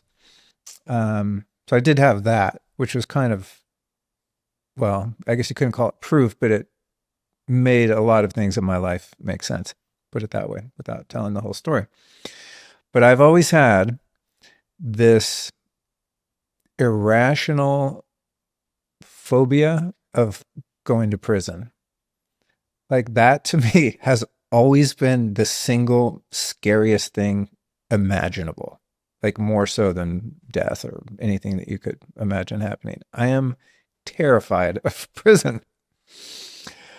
I've always thought that I must have been locked up at some point. Like, it's just the thought, like, I can't even conceive of being in a cage. I have the same And thing with buried alive. Oh, really? Interesting. I mean, no one like wants to go to prison or be buried alive, right? But I mean, everyone kind of has the things they're afraid of, and I'm not afraid of that many things. But that one, you got me, man. To the point, even when I was a very lawless kid, well, not just kid, but into my mid-20s, and I was an addict. I was like abnormally careful about not getting busted on the street. Because I just watched all my friends. I mean, I don't know if you can call them friends, but let's say drug buddies. I mean, everyone always got arrested and thrown in LA County jail and shit out on the street, scoring drugs and stuff. I was like Jason. That was like the Jason Bourne of junkies. You know what I mean? I was so fucking good at not getting busted, knock on wood. I don't do that kind of stuff anymore. But it's like, I used to just think, you dumbass, like all you had to do, I think I talked about this on the show the other day. People you had to go to downtown LA to cop, like if you wanted certain things like heroin. People go down there and you're dope sick, right? So it's like every second counts. Like, you can't wait to get that in your body. And people that I knew, like homies, would go down there and then just pull the car over and use right there, like at the dope spot. Whoa. And get busted. And now you're dope sick in county jail. Just out of curiosity, like heroin? Yeah. Wow. Whereas if you just waited 20 minutes to drive back to your place in Hollywood, you could use, at will. But things like that, I'd be like, dude, but some people don't think it's that big of a deal to go to jail. If someone got arrested, they'd be like, oh yeah, whatever, I got bailed out. It's like, I'm like, dude, you were in jail? I've had people on the show that did time in prison for different things too, and I'm like, tell me all about it. Like, how do you hang? And even people that have been to prison are like, it's not fun, but it's not as bad as people think. It's not like the movies, you're not getting raped or whatever, It's like, I don't care. I don't care if it's like 5-star Ghislaine Maxwell prison. Like, you lock me in a goddamn room, I cannot do it. No. So I think there must be a past life thing. My mom has a phobia. I don't know if she still does, but when I was a kid, she had a legit phobia of snakes. And catching snakes was one of my favorite hobbies. I couldn't bring snakes home. Even I brought a legless lizard home once, and she's like, nah, I ain't having it. It's too close to a snake. There's a connection somewhere. Yeah, so I've always thought, she must have had an experience with snakes, and I must have had one with prison, and you with being buried alive. Me with tight spaces, dark spaces. Ooh. You trip? No, like it's bad. Yeah. My wife Allison has that too. Like, I've been to caves, and I could see the other side. It's very clear, but I have to go through this very tight space. I was just in where was it? Croatia. And this was the scariest, it's not even a big deal, but it was the scariest thing I've ever done in my life. Not only it was a tight space, not only it was dark, it was underwater. Oh, dude. Oh, and it was like 4 feet. But That's dude, hairball. my body, my heart was like, but I'm like, I got to do it. Like I got to face this right now. You went through with it? I went through it. I'll never do it again, but I did it. I got one for you, and then I have so many other things I want to talk to you about. So last year I was out of the country. Let's just put it that way. Mhm. Just I got to be a bit cryptic out of respect to things. So I'm having some plant medicine experiences, right? I'm on this kind of pilgrimage, and one of the places was in a sacred site, and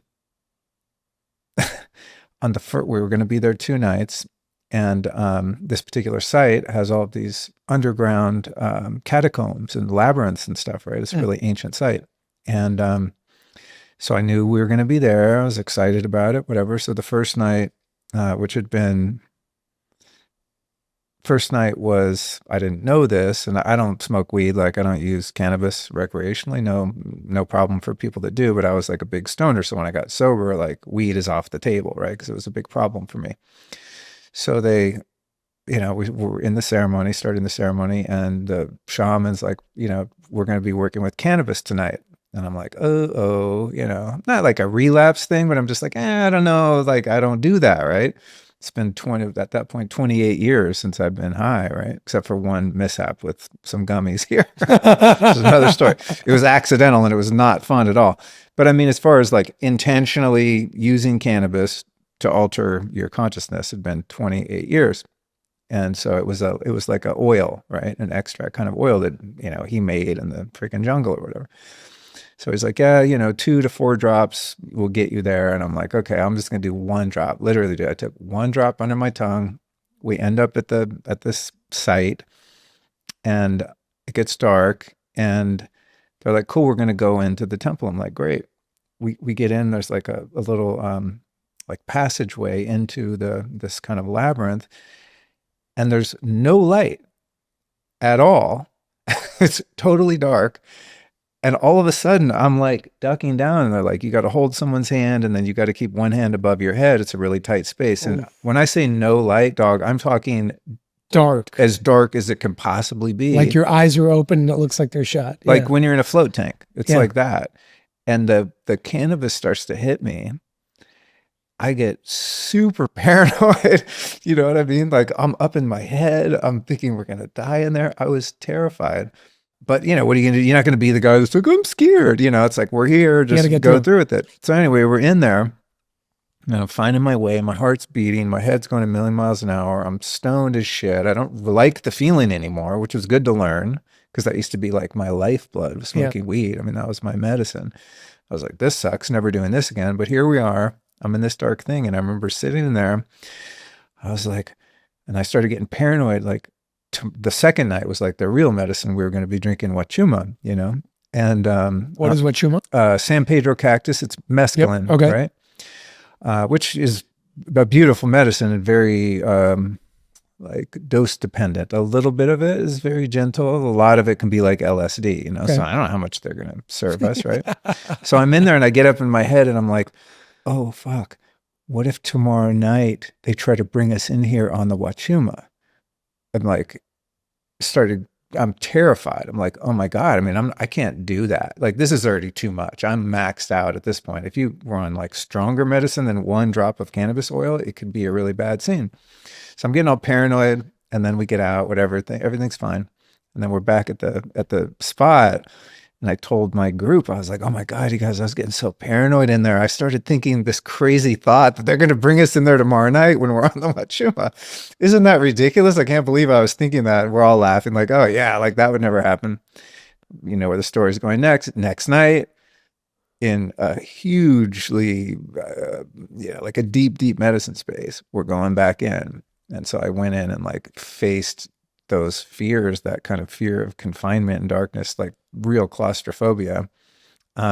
Interestingly enough, it wasn't as bad the second night because I was so high that it's like there was no space to even be afraid, right? And I was in my body instead of my head. It's just a different, it's a different plant, and so the way it interacts with me is much different. But talking about like, fear factor that show's back on now. That was like, Is it back? yeah, No way. yeah, with the Johnny Knoxville hosting it. Yeah, No way.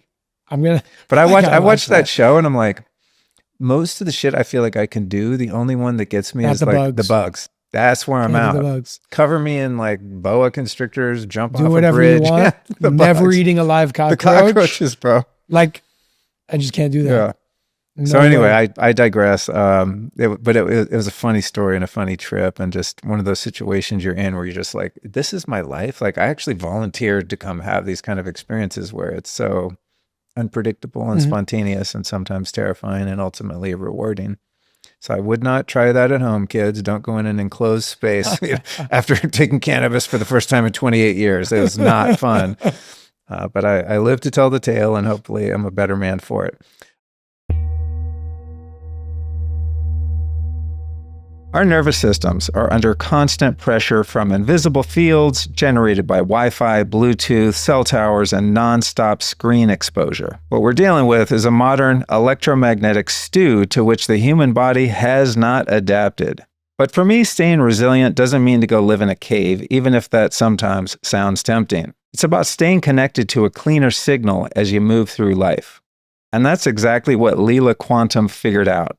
They created devices that let you tap into a coherent quantum energy field wherever you go. At home, their blocks anchor your space and clean up the energetic environment. And when you leave the house, their clothing supports your body through airports and crowds and high EMF areas. And for everything in between, they even offer a pocket-sized wearable capsule. And thankfully for me and some of you, you don't have to understand quantum physics or believe anything either. Solid research shows Leela Quantum Tech helps biology behave more like itself again. Blood cells stay separated and more mobile after EMF exposure, and ATP, the energy current of your cells, goes up. The translation here is the noise doesn't disappear, but your body stops overreacting to it.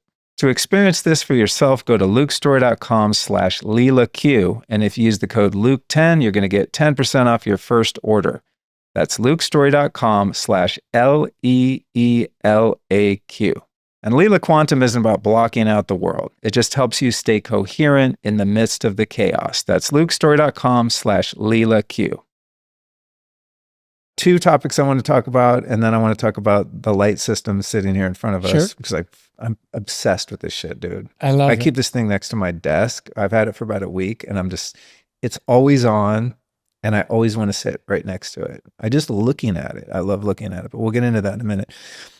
Two things I want to talk about are remote viewing, and these could be short because I don't know what you know about it. Remote viewing and also mind control, like MK Ultra stuff. These are two things that I find really fascinating. Back in the day, maybe probably 20 years ago, I got these audio programs from a place called the Monroe Institute, Dr. Bob Monroe, and they were called hemisync, hemispheric synchronization, right? And now I use things like that that are based on that same premise. But I was, learning about this place and always wanted to go on a retreat there because I wanted to learn how to do remote viewing. It's just one of those things that ended up on the bucket list, and I never did it. So in Virginia. Yeah. Yep. So there's that. And not that that's the only place that has anything to do with remote viewing, but I think that's when I first became aware that it was a legitimate phenomenon, that like wasn't only the CIA or whatever. It's like, no, like regular people that aren't nefarious actually learn how to do it too. Because that whole idea is super trippy in the context of how we were just talking about time, right? It's like, okay, if I'm remote viewing and I'm going to downtown Austin right now, and I'm here in a a meditative state, and I'm dreaming, and I go, okay, now I'm in downtown Austin. It's like, when am I there and when am I here anyway? And then the other thing is mind control, the MK Ultra thing, which they claim to have stopped doing in the 70s or whenever it was. To me, the entire social media landscape It is mind control.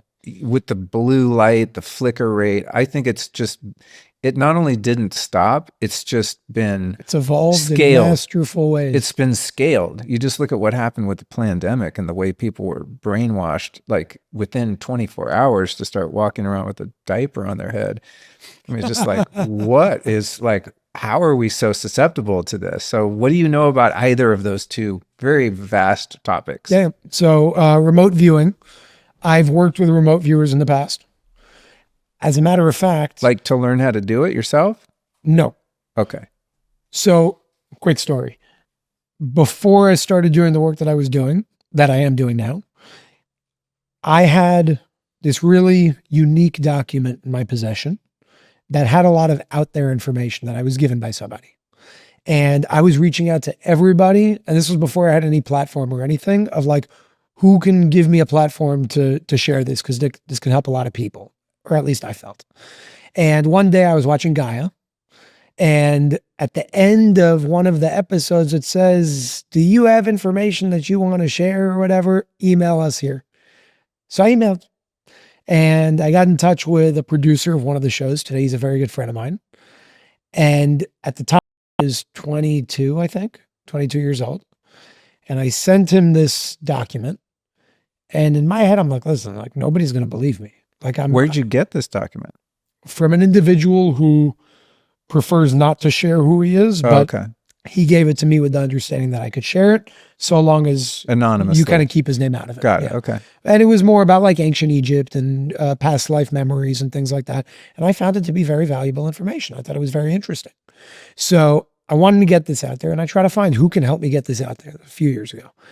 And I get in touch with this producer. We're talking back and forth, and he emails me after I sent in the document. This was before I published it to share with the world. I sent in the document. I showed him whatever I could. And to my surprise, he messages me back one day and he's like, you're in, we're bringing you on for a show. So I called him and I'm like, without revealing his name, he's just a producer on their team. I'm like, listen, I have a question for you. Just like out of like, just curiosity. How do you know I'm not making this shit up? Like, how do you know? I'm 22 years old. I could just be a random kid coming up with something. How do you know? And why are you comfortable with bringing me onto the show? And he said, well, I have a friend. That's what he said. I have a friend named Patricia. She's a remote viewer based out of Canada, Alberta, Canada, that works with the RCMP, which is like the Canadian Police, FBI force, whatever. And whenever the RCMP cannot get or find a missing body, they call her. And she's found 30 of them for them. What? 30 missing bodies for them. Holy shit. For remote viewing. I said, okay, so what's your point? Dude, if she found 30 out of 1,000, that would be impressive. Crazy. So I said, okay, so like, what's your point? Why are you telling me this? And he said, well, because in the document that you gave me, it talks about certain objects, very specific objects, buried underneath a certain geographical location. So I called my friend up, Patricia. He called her up, and he said, I didn't tell her anything other than here's the longitude, here's the latitude. Tell me what you see. And she came back with exactly what was in your document. Whoa. So I know that there's something going on here. I'm like, okay. So I don't know what to say about that, but let's do it. And that's how it all started. Then I started connecting with Patricia. She's helped me with a few things as well. She actually, longer story, doesn't matter now, but she found things for me in very unique ways. So I know remote viewing is very real. The CIA uses remote viewers. There's an operation called Operation Sunstreak, I think it's called. CIA in the 90s and early 2000s, if I'm not mistaken, got like 40 different remote viewers to remote view the Dome of the Rock in Jerusalem, seeing what's under, having to do with the Ark of the Covenant, a lot of cool things. Wow. So remote viewing is something that the CIA uses. And if the CIA uses them, you know it's not nonsense. They make us believe it's nonsense, but there wouldn't be classified projects with remote viewers if they were all full of shit. So that's number one. Number two, you're asking me about the topics that I actually have a lot of experience with. MK Ultra. You know who Kathy O'Brien is? I've heard the name. So she's also a good friend of mine. I've interviewed her a few times, done a few podcasts with her.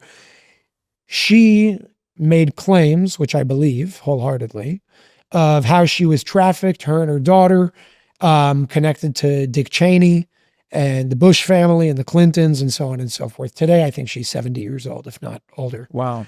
And she's written books of all of her experiences. And you got to ask yourself, why wouldn't Bush and Cheney go after her? Because if they went after her, they don't want to go after people like that. Let her look crazy. Yeah. And we're just going to, do our thing.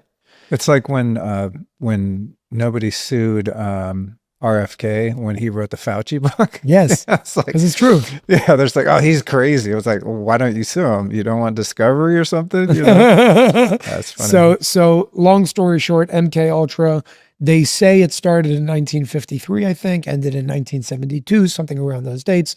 I agree with everything that you're saying. That was just their testing ground, and they admitted that they did it. You think I know you don't think this, but you really think what they learned from those 20 years, they're not doing now, they're doing it all the time. And that's what our mainstream media is based on. That's what our music is based on. And the hertz that everything is tuned to, that's what everything's based on. And by the way, they're doing a hell of a job. Look what they did during the 2020 situation. You tell me how you can get 6 billion people, because that's how many people went and got that thing. 6 billion people to go and take a medical intervention that was never tested and that a lot of people that took it were saying is dangerous and here are my side effects. And yet the world still did it. You got to really be smart. You got to really be a mastermind. That's not something you plot in a few years. That's decades of research to execute perfectly. And they executed it flawlessly.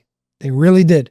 They're evil, but they're smart. And that's the problem. Yeah. And one thing we can learn from them with MK Ultra and everything else, the reason why they've been so successful in taking over the world is because they do so as a united front. And they do their best as a united front to divide us. Yeah. And when we're divided, we're weak. When they're united, they're strong. Unfortunately, it's strong for the wrong reasons.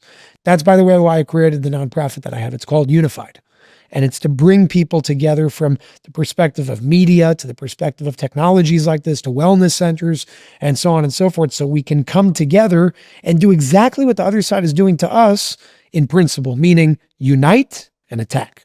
Yeah. And in our case, you don't even need to attack. You just need to stop doing something. Yeah. No guns, no violence, no war. Just say no. Very simple. Well, I've heard you talk about, my all-time favorite teacher, David Hawkins. Yeah. Right. It's like when there's just two of us sitting here and we look at the problems in the world and all of these psychotic people that have managed to wrestle control over every institution on the planet. It's like, wow, what can we do about it? Like, we don't have any power, but from Hawkins' perspective on consciousness and the map of consciousness, and I know you know about this because I heard you talk about it, is say one person that calibrates at 700, and someone that's enlightened. Counterbalance. Right, because the logarithmic scale, right, that one carries more power than a million people or 100,000 people, whatever it is. I forget. I mean, I've listened to thousands. I think it's like 70 million people. Yeah. You're at 700. So it's like, it actually doesn't take as many of us. It's called critical mass. Yes. So a small amount of people vibrating very, very, very, very high. I'm nowhere near that. It's to get to a level 700. I hope that in this lifetime I can do it, really. Well, a lot of humans that don't choose to stay in their body. He would talk about that. It's like at different stages where he hit, he was like, yeah, this is totally optional. I guess I'll hang out, but it's like you could just kind of poof and decide to evaporate, and leave here, which I'm sure a lot of mystics do because they've fulfilled whatever karmic goals they had, right? So it says a lot if someone sticks around like a true mystic, like a true avatar. You got to be a real angel. If they stick around here when they've learned the game, right? It's like you've already reached that and you've won the game. Whoa. You already like went to the highest level of Donkey Kong. You beat the game. But you know what you're like, all right, I'll stay here and teach some of these other kids how to get up some other levels. I think the reason why is because in their world there is no I. Mm-hmm. When we say they beat the game, the level they're at, there is no them or me and you. Right. So if you didn't beat the game and I'm where I'm at, let's say at 700 or 800 or 1,000, I did not beat the game until I get you from 200 to X. You know what I'm Right. saying? So it's like Yeah. just different consciousness. It's like looking I'm at still the selfish. I think like I'm peacing out. it's like looking at the river from the perspective of the canoe and like where you are, or looking at it from a 30,000-foot view. Right. You're going to take actions differently if you're looking at it from that perspective than this perspective. And sometimes when you're from this perspective, the actions from this perspective won't make sense Yeah. Yeah. because more time needs to unfold for this perspective to see it. Yeah. That's faith. That's awesome. You just reminded me of one of my favorite quotes that I heard from someone sitting in that chair as we were talking about, that there is no other, this idea, right? That there's no I ultimately. And they quoted Ramana Maharshi, and someone was interviewing him and asked him like, well, you've reached this level of development, consciousness, etc. I mean, how do you deal with people in the world, or how do you deal with other people? You're fine, but like, what about the other people? And he said, there are no other people. I was like, nailed it. That's so good. So good. I'm just true. like, oh God, man, if one could take that principle, right, and just live by that, imagine what the world would be. A much more beautiful place. Yeah. Yeah. So, yeah, I try to remember that, when you're in traffic, you're like, yeah, this little guy. It's like, I'm flipping myself off. Yeah. Right. It's like, I used to have really bad road rage like 6 months ago. No, like long time ago. Dude, I used to like fire bottle rockets at people out of my car, Really? throw bolts at them. I mean, I was in LA. It's such a different consciousness. I was psychotic, and I'm not proud of that. It's hilarious actually in a way, because it's like, I don't know when the last time was. I bet I'm going to be honest, in the last 5 years, let's say, I've probably flipped someone off once, because I don't think I've never done it. Probably once, maybe twice, right, in years, where just like the moment hits and you're just like, I can't resist. On the road though. But when I've done it, I'm like, I know even in that moment that I lost control, I'm like, you're literally flipping yourself off. Yeah, like, that's why you in the Honda right there. Yeah. You're hurting yourself, right? I really like, sometimes, I don't know, maybe I'll drive and the person thinks I cut them off. I didn't even mean to. They come and they're like screaming and cursing, and I'm just looking, and I don't mean to piss them off. I'm really just like, it makes me laugh. Because I'm like, why did you just choose to scream at me and ruin your day? Yeah, I ruined their day. Exactly. Yeah, your own day. Yeah. So I've come to a point where whenever that happens, because it happens, you're on the highway, people scream at you, whatever, I bless them silently. So I hope you have a good day. But I can't help but laugh. It's funny. It's funny. One of the ways I learned how to not be an asshole on the road was because I used to, as I said, I was just like road rage nuts. I mean, I used to have people chase me off the freeway and shit, because we'd be, like those assholes in the the Tokyo Drift little cars, on the freeway. It's like the ugly ones that are loud. Yeah. I didn't have one of those, but that's how I drove. You know what I mean? Everyone's seen like that guy on the freeway where he's just, I would do that and sometimes piss someone off, and then I'd like box them in, like passive aggressive, like make them so they can't go fast, just psycho shit. But one time I just, instinctively flipped someone off out my window at a stoplight in LA. And I look at, actually my girlfriend at the time looks in the rearview mirror. She's like, dude, that guy has a gun. Like, go. Fucking dude behind us. I flip him off. I'm stuck at the light.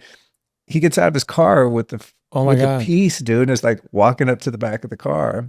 So I of course find a way. I bolt, like in between traffic and stuff, and dude chasing us around town.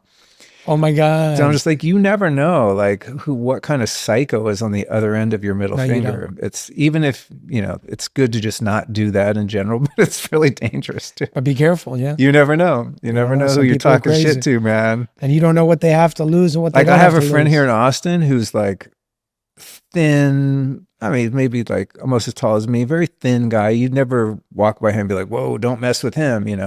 He's like a gazillion belt and like knows how to kill you in 2 seconds, boom, right. That one shot to the throat and you're dead. Like he's a deadly weapon and you would never know that, it's like hearing his story, but he's super peaceful, good guy, but he just, he knows how to hold his own. And so meeting him and hearing some of his stories, I'm like, I mean, not that I would talk shit to anyone anyway, but he wouldn't be a guy I'd be afraid to talk shit to. You know what I'm And he saying? could destroy you. Yeah, he could literally like come twist your neck off. You know? I was like,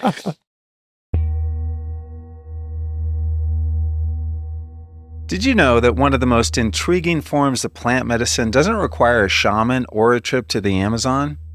I'm talking about flower essences, solar infusions that carry the bioenergetic imprint of a plant's life force.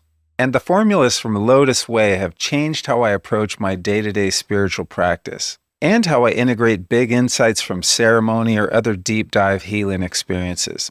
Lotus Way founder and flower alchemist Katie Hess hand collects rare blooms and crafts them into blends designed to shift specific emotional and energetic patterns. And Lotus Way just launched something special, the Wild Earth Orchid Elixir. If you've been feeling a little stagnant, worrying too much, and maybe dancing too little, this might be the medicine you need. It supports physical freedom of movement and lights the spark of connection. It's a call to feel alive in your body again. To get into it, here's what you do. Visit lotusway.com/Luke and let their master flower quiz guide you to the flowers that support you best. Once you've done that, use the code Luke to save 10% off your first order. That's lotusway.com/Luke, LOTUSWEI. Oh, and heads up, Lotus Way just released an amazing docuseries on YouTube called Flower Hunters. It's the first time they've ever shown how the formulas are gathered and created, and it's really beautiful and inspiring, so definitely check that out. And again, the site is lotusway.com/Luke, and don't forget that code Luke. Really wanted to get to this earlier. We're 2 hours in, so forgive me, people watching on the video. They're like, will you talk about the thing there? It's really cool looking. So this is light systems, of which you're, an advocate, Yes. and I've seen you talking about it. And when I saw this on your social, I was like, oh man, I've been like interested in this technology for years, to the point where maybe 2 years ago, I was like, I got to find whoever invented this. I got to find this. I got to try it. I want to get one. I know Tony Robbins has some technology like this. He's always like a good testing ground, someone that can afford to buy shit like this and try it out. And he seems to be a fan. So I found a center in Austin at one point. I've been there a couple times and just basically meditated with these devices and was immediately hooked. It's the place that has it here is quite far away. It's like an hour away. So I think I still have credits there I haven't used. When I found out that you could get these in your house, I'm like, I'm in, done. And as I said a few minutes ago, I literally don't want to be away from this thing. And I got a house full of really cool technologies and frequency devices and all this, from PMF to lasers to just like a lot of stuff because it's my passion. This thing sits next to my desk. I'm freaking obsessed with it. I know very little about how it works. I just know that it feels really good to be near it. And so that's like my only experience. 100%. When I first heard about it, I think I remember hearing something about scalar wave generation, which I kind of understand. I have some EMF devices that work in that capacity. So tell us like what you know about the light systems, how you discovered it, whatever you want to share, because it's something I'm really interested in learning more about since I love it already. First of all, it's really cool to hear that ever since you got it, you're like next to it and feel so magnetically pulled. Well, the thing is, the thing is made like a freaking tank, which is super cool. I mean, you can't tell on camera, but it's steel, dude. The whole thing's welded together. So it's really hard to move around the house. Yes. Otherwise, I would just take it, whatever. I would sleep with it, honestly. I put it up here because you were coming on the podcast, but I'll probably just keep the damn thing here when I do podcasts. It's like I like to refer to it in my own words as medicinal art because it's art. That's cool. Yeah, that has a function. And it's a function that some people understand, some don't, but I like making it as simple as possible. So number one, there are more and more technologies like this that are emerging because now people are starting to get with it. They're starting to get with the program. Take red light therapy. It used to be weird. Nobody did it. There was like one guy doing it. And then it started getting more traction. Now, what used to be called insane is super accepted. all around the world, or almost all around the world at this point. So what you're looking at here, without all the mumbo jumbo, I want to make it as clear and simple to understand as possible for the layperson, because I think me and you are the layperson as well. Yeah, I'm just like, I just feel good next to this thing. I was like, it's all I need to know. Yeah. So I'll give a brief history. The inventor behind the technology, behind the light system, it was actually called something else. The code that powers this, which is really the essence of the technology outside of the hardware, it's the software that's running on this, was originally called the synchronicity engine. And it was developed by a man named, Back in Nam. it was developed by a man named Robert Religa. And I will say, and I want to make this clear, most people, they see what this technology can do and they're like, oh, who's the doctor and scientist that did this one? This guy is neither. Normal guy back in the 70s, 80s. Today he's like 74. So around the 80s, because I did a podcast with him as well to understand who are you, what's I your want to story? watch that. And by the way, you're going to see it is not the guy that you think would be behind something like this, because this is what he is. He's a programmer. He's a programmer that started getting in his early 20s into spirituality and meditation and things like that. And he was really excited, and what really interested him was transcendental meditation. And at the same time, he wanted to find out or find a way to make it more efficient. Instead of sitting here and putting so much effort to figure out how to do this with transcendental meditation, what if there was a way to, this is a question he asked himself, what if there was a way to create some sort of program or code, because he was a programmer, what if there was a way to create some sort of program or code to be able to help catalyze the process of diving deeper into states of meditation faster without all the effort? That was his original intention. It was never to help people with ailments or diseases or anything like that. Now, naturally, what happens when you meditate and you clear your vessel and you clear your mind, your body starts rebalancing itself. The pain goes away. The hair grows back. The eyes get better, and so on and so forth. But again, the guy's not a scientist, not a doctor, really good programmer with an interest and infatuation with meditation. That was how this was born. So what you're looking at here in terms of the original code is 30 years old. It's 30 something years old. And over time, what started as his first version, he kept building and building and building on top of it. But I want to explain this that's cool. That's to cool. make it simple. It's funny because when you boot it up, there's a little hard drive in the back, right? Yep. When you boot it up, it looks like a Windows PC from 1989 or whatever. Yeah. Yeah, this is cool. So this has been around for quite some time without the proper, he's not a marketer. He doesn't know how to get it out there. He's a programmer. And that's usually how it goes. You know what I mean? You have the really good programmer, but doesn't know how to bring anything to market. Just knows how to create. What's funny, sometimes, because I love finding the inventors of things like this and putting them on the show and helping them market if they've done something legitimate and cool. Sometimes when the nerdy inventor is not the greatest public speaker, they'll send someone else in their stead who's the CEO, who's got a great personality and can, describe the thing. But every once in a while, there'll be two of them, which is really, is really fun for me as the host, right? Because I can kind of get the more salesy,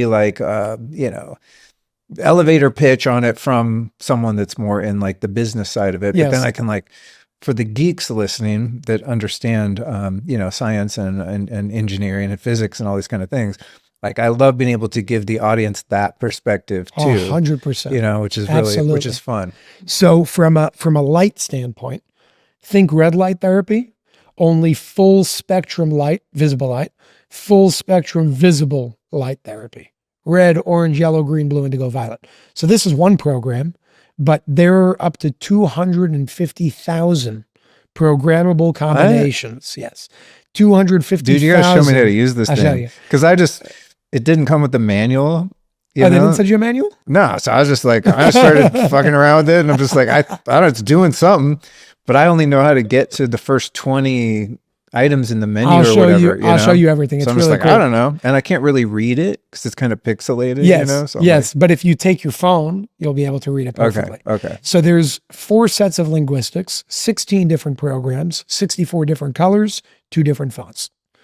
Let me explain what that means. First, elevator pitch in 15 seconds, law of synchronization with your environment. When you create a coherent environment of energy, you synchronize with that coherent energy. This is creating a coherent energy for your body to synchronize with, creating a coherent environment for your body to synchronize with. Now, how does it do it? Number one, linguistics. Linguistics, as we know, Dr. Masaru Emoto with the water experiment. Positive affirmations lead to structured water. So restructuring the molecular formation of water in the body. What you're looking at scrolling here looks like a code because it's in a different font. But if on that keyboard you click F11, it will turn right back to English. Oh, word? These are encoded affirmations that are running on the screen. Wow. And there are 4 sets that you can choose from. My favorite set of linguistics that's on this one is called 108 Origins Restoration because it focuses specifically on rebalancing certain organs in the body, certain parts of the brain, certain parts of the body in general. So that's the linguistic that I personally like running, but that's what resonates with me. There are other types of linguistics as well. So you have, number one, 4 different linguistics. Right now, this is running one linguistic, meaning a set of encoded affirmations that are scrolling on the screen. That is synchronizing with your body, literally right now while we're in the room, restructuring the molecular formation of water in the body. The reason why that's important is because energy and electricity flows through those pathways of water. And when you have distorted structures, energy gets stuck, you have what's called a dis-ease. When you have coherent structures, energy flows, you have something called health, energetic balance. When it comes to the colors, color is light therapy. So it's biophotonic light, photons that will interact with the body and your biofield. So different. And that's happening even if you're not looking at it. You don't right? have to look at it. Yeah. You don't have to look at it. I like looking at it. It's so cool. Something weird about it. I think I was telling you, like it's in, I keep it in my office, and when I walk by, I'm like, I'll stop and double take. You want to stare at it. I'm like, dude, it just looks cool. I want to go in there and just watch that thing. So with your colors, you have color therapy. And red will do something different than orange. Orange is going to do something different than green. There are whole diagrams that I think they're going to start putting out as the light system to be able to share more of the broad picture with people of like also understanding this. So green is very good for your heart on a physical level and your lungs. Yellow is very good for your digestive system. Red is very good for inflammation, circulation, blood flow, so on and so forth. So you have two layers here. The ancient Vedic scholars understood there's colors to the chakras. People are familiar with that. And if you think about like they didn't just pick those randomly, I would think. There's something to it. Let's take your third energy center, which is your solar plexus. Why did they make it yellow? Answer is because the optimal frequency of your digestive system is the frequency that you see as the color yellow. So yellow foods, mango, lemon, pineapple, banana, good for your digestive tract. Bile is yellow. Bile, digestive bile. Oh, yes, correct. Now green, like green juices, what happens when you do a green juice fast? You're going to cough up a lot of phlegm. It's clearing your lungs. Red foods, cranberries, strawberries, cherries, very good for inflammation. Is it a coincidence or did they know something back then that we forgot? And the shape of foods too, dude. Yeah, I'm sure cool. you've seen that. Like the walnut is good for your brain. It just looks like a freaking brain. Yeah. It's crazy. It's amazing stuff. But there's no God. It's like, come on. In short, you're looking at a combination of polychromatic light, which is full spectrum light therapy. You're looking at a combination of biophotonic light, which is interacting with the body, encoded affirmations and linguistics, and then the movement is important. So numerology, numbers, energy, you can actually, I'll show you how to do it, input certain numerology into the system that will change when it changes direction and how it changes direction. You can input the Fibonacci sequence into the movement of light on this to bring you back more into coherence with nature, because that's what nature is, in alignment with the Fibonacci sequence. You can enter your own intentionality into this thing. Really? Yes. Control N, up to 64 characters, including spaces between words, entering your own intentionality of what you want to I was wondering why it came with the keyboard. Yeah. I was like, I just need an on and off switch. I was like, keyboard. I was like, okay. Right now, the default is a randomizer. through all 16 programs that will also randomize speed. Okay. That's the default setting, which most people actually like. Most people like the most, I should say. Then what about the scalar element? Is it emitting energy that is outside of the light component? So that will be created through something called photonic collision. Photonic collision is when you have light beams directly opposing each other. In this case, you have indirect photonic collision because you don't have a screen opposing it. On the bigger systems, Got it. you'll have two opposing screens facing each other with identical light beams, and the identical light beams will annihilate each other, creating a null zone. That's the energy you're talking about. Wow. Those systems are more expensive. They're also much bigger. These are more like a fountain of light. It's a little bit different. So how close would I need to be? In the same room. That's it? That's it. Dude, the center I went to where I had like one of the deepest meditations of my life. I mean, it was, I think I mentioned a float tank earlier. It was like a float tank. I was just in theta, just drooling for 4 hours. It was amazing. But they have like walls of these things, Yes. you know? I mean, they're stacks. They look like Marshall stacks, Yep. you know, and they're like, and thinking 4 corners. And So there's some that have setups of 4, some that have setups of 2. The light system's main configuration is 2 points, okay. but you could do 2, 4, 8, 16. You could do up to Got as it. many as you want. I would like to build a small room that has like 10 times more of these than you would ever, is realistic. You know, it's like, okay, if one of these things feels good and helps your body go into coherence, I'm just like, well, more is better, right? What I would do if I were you is Yeah. I would have a pyramid in the middle. Okay. I would have a cube in each corner or a Okay. sphere in the middle. Okay. The reason why is because specifically with the sphere, because of its configuration, if you have a sphere on the same level, let's say they're all in the same tabletops on the same height, the sphere will have that photonic collision with the light coming off the cube. Okay. So with a sphere in the middle or a pyramid in the middle, but the pyramid will be angled a little bit, Mhm. you will then create an incredible field. Yeah. An Well, when I incredible had field. that experience, you know, I'm like, all right, well, how much do these things cost? Because as I said, it's a long drive, and I was like, oh, they're not cheap. So it's like, to make the room that I envisioned, I think I priced it out. It was going to be like $100,000 or something. You know, I mean, Talk to Jared, talk to them, yeah, see what they could do. yeah, I will do that. But I think someone told me that Tony Robbins has a number of them, you know, and I was like, well, he can afford it. But I'm just like, dude, because you know, you can do overnights and you can like bring your pets in and stuff. I'm like, I don't want to go somewhere. I just want people can come to my house. If a homie needs some support, like, hey, go in that room and just sit there in these lights. Look, sleeping around this thing, you should try it. Yeah. Yeah. I thought And about that and I was like, oh, there's a lot of blue light. No, But you just put on an eye mask. You can switch it to red. Oh, sick. You're going to have a completely different experience. Black background, red foreground. You're going to sleep like a baby. Wow. I'll show you how to do all those things. 'Cause Epic. I do this in my house. I have it in my house. I have it in Epic. my office. Because yeah, I have it on at night in my office, but I also have like red, you know, sauna space lights that just give you a lot of infrared. Yep. So I wasn't worried about the blue because it's being nuked by the other red lights. But yeah, I thought about. Trust me, I was already. If I feel good sitting here for 2 hours, I should put it next to my head while I'm sleeping. And I was like, there's a lot of blue lights. That's good Your to know. plants will grow better. Your sleep will be better. Good, because this spot right here, I was telling Jared, our producer here, I've bought like 5 plants for this corner because I like having plants on set. I don't like plastic plants. It's just against my religion.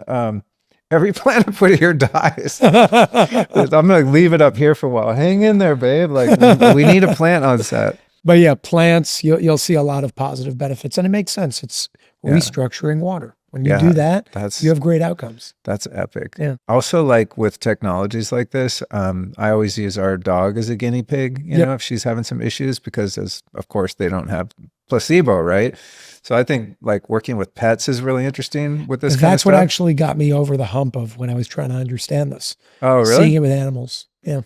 And I've seen it with dogs, cats, horses. Horses is a big one too. You can't make it up because there is no placebo. Yeah. And when you see that happening time and time and time again, there's something going on here. When I first adopted my dog, I picked her up from like her spade surgery, and she had this, you know, big wound on her tummy with stitches and stuff. So I started treating her with my laser, like a high-powered cold laser. And dude, that shit, nature, with the assistance of me and that laser, healed that scar in, I want to say, like 3 days. Whoa. Like what should have taken, like you would have had to go back to the vet and take the stitches out in 2 weeks or something, or whatever it was. And I was like, holy shit.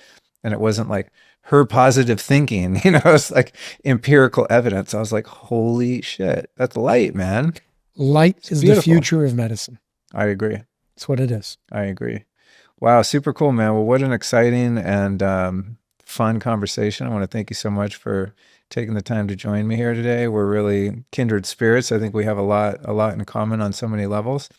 It's been super fun. I could keep going 2 hours and 20 minutes. You have a call in 18 minutes. Yes. So I'm going to respect that, but man, come back anytime. Thank you, brother. And I am going to, I think I'm in touch with Jared, I think is his name, from Light Systems. Yeah.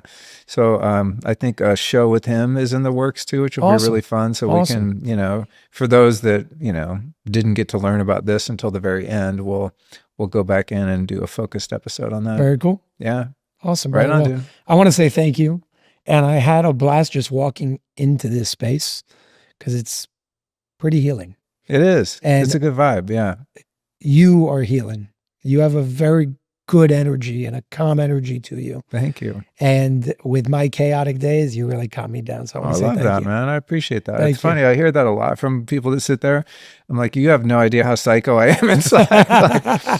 I get nervous when people are coming because it's my house too. It's like, you want to clean up and like make a good experience for the guests, and I'm managing like my questions and the show notes, and like I always have so much going on. I don't feel calm and chill inside until like 30 minutes in or so. Yep. But it's nice to hear that. That's like I can feel kind of frantic, but it doesn't necessarily spill out onto at all. On the contrary, I'm more feeling into the energy and not the expression. Yeah. And the energy's good, cool. man. Yeah. Actually, I do have one quick question for you. It's a 3-parter, and you can answer it like rapid style. It doesn't need any kind of explanation. And it is this. I almost forgot, which I hate. I hate when that happens. Who have been 3 teachers or teachings in your life that have contributed to who you are today? Anything from a person to a book to a philosophy, an awareness, understanding, anything. My father.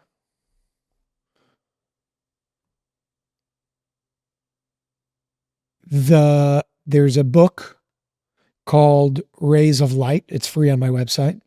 That book.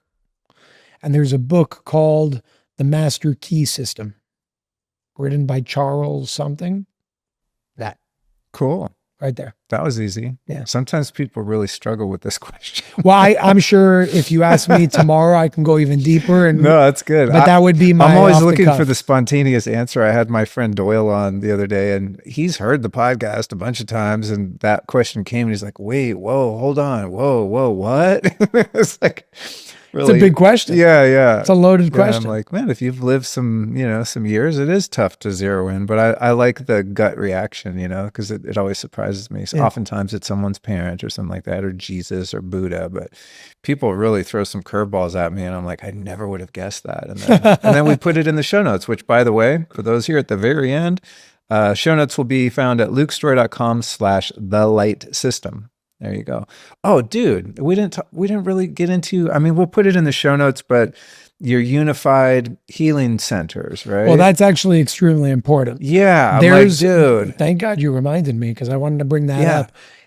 A lot of people are going to want to try this, right? Some people, before you're going to go and buy something that you're spending a nice amount of money on. I mean, this thing's $5,000. Yeah. Right. You want to go $6,000. So you want to go and experience it before you go and purchase it. Yeah. And that's where my organization comes in. So my organization, it's not so much mine because it's a nonprofit, but I run it.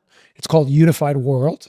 And under Unified World, we have a project called FYD. Yeah, UNIFYD. Yep. We have a project called Unified Healing.